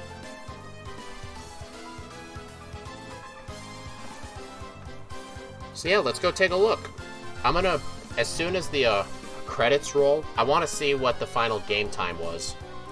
I'm gonna bring up my leaderboard for Platinum, and I'm gonna see how well it did compared to Platinum. 639. Okay. And also, there will be no round 2 for Pearl because there's literally nothing after this. Alright. So let's go take a look. Well, a proper mixed attacker should, I would assume. Yeah. Alright, let's take a look-sees. Okay, Platinum. Here it is. Ignore that timer. Okay, yeah, it actually did better than in Platinum, but I don't know how many resets it had. Charizard did have a better game time, though, by about an hour. That's usually a sign that Charizard had more resets. But usually the one way to tell is, I don't track the resets on this leaderboard. So I would have to check the VOD. I'm gonna do that.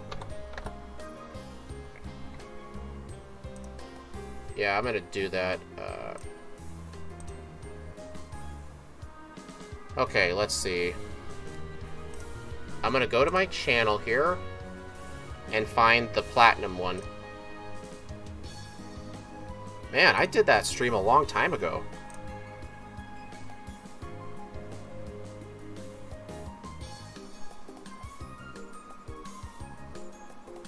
Ah, here it is. I did this stream a month ago. Okay, let's see. What was my time at the league here?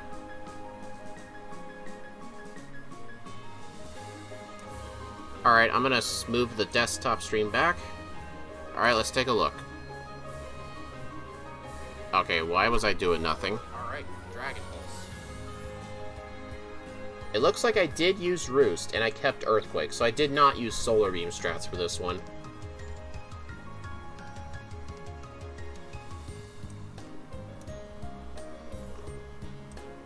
15 resets. Oh my god. I'm not sure. So 31806 right here at 15 resets. And you can see right here I only had 3.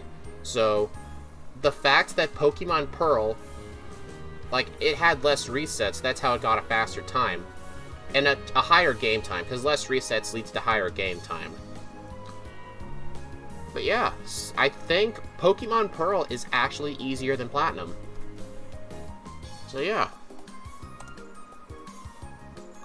That is quite interesting.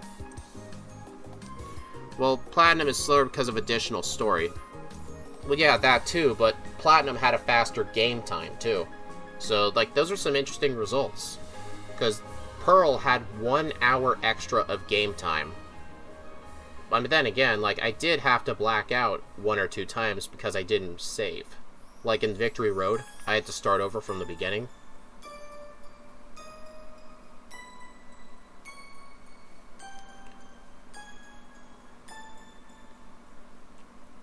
Yeah. I think I would have to do more runs to truly figure out which one is the harder game. Like, I would have to do other Pokemon as well. But then again, Charizard was the same Pokemon in both games. But the real time was quite similar. Like, I think if Charizard had less resets in Platinum, like, it would have gotten a very similar time to each other. It would have been, like, within minutes of each other.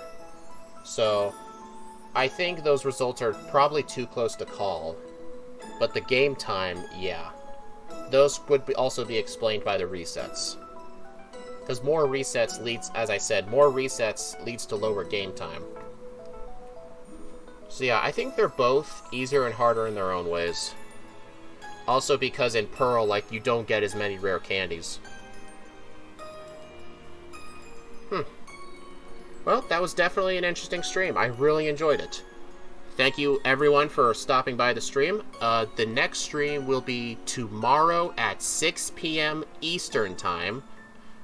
I will be doing a Poliwhirl Pokemon Blue Key Item Randomizer race with Steve M Plays. It'll be pretty fun. And on Friday, I will have Pokemon Heart Gold with Tyranitar uploaded to my YouTube channel. The edited video. Because tomorrow I edit the whole thing. So, yeah, look forward to that. I will see you all next time.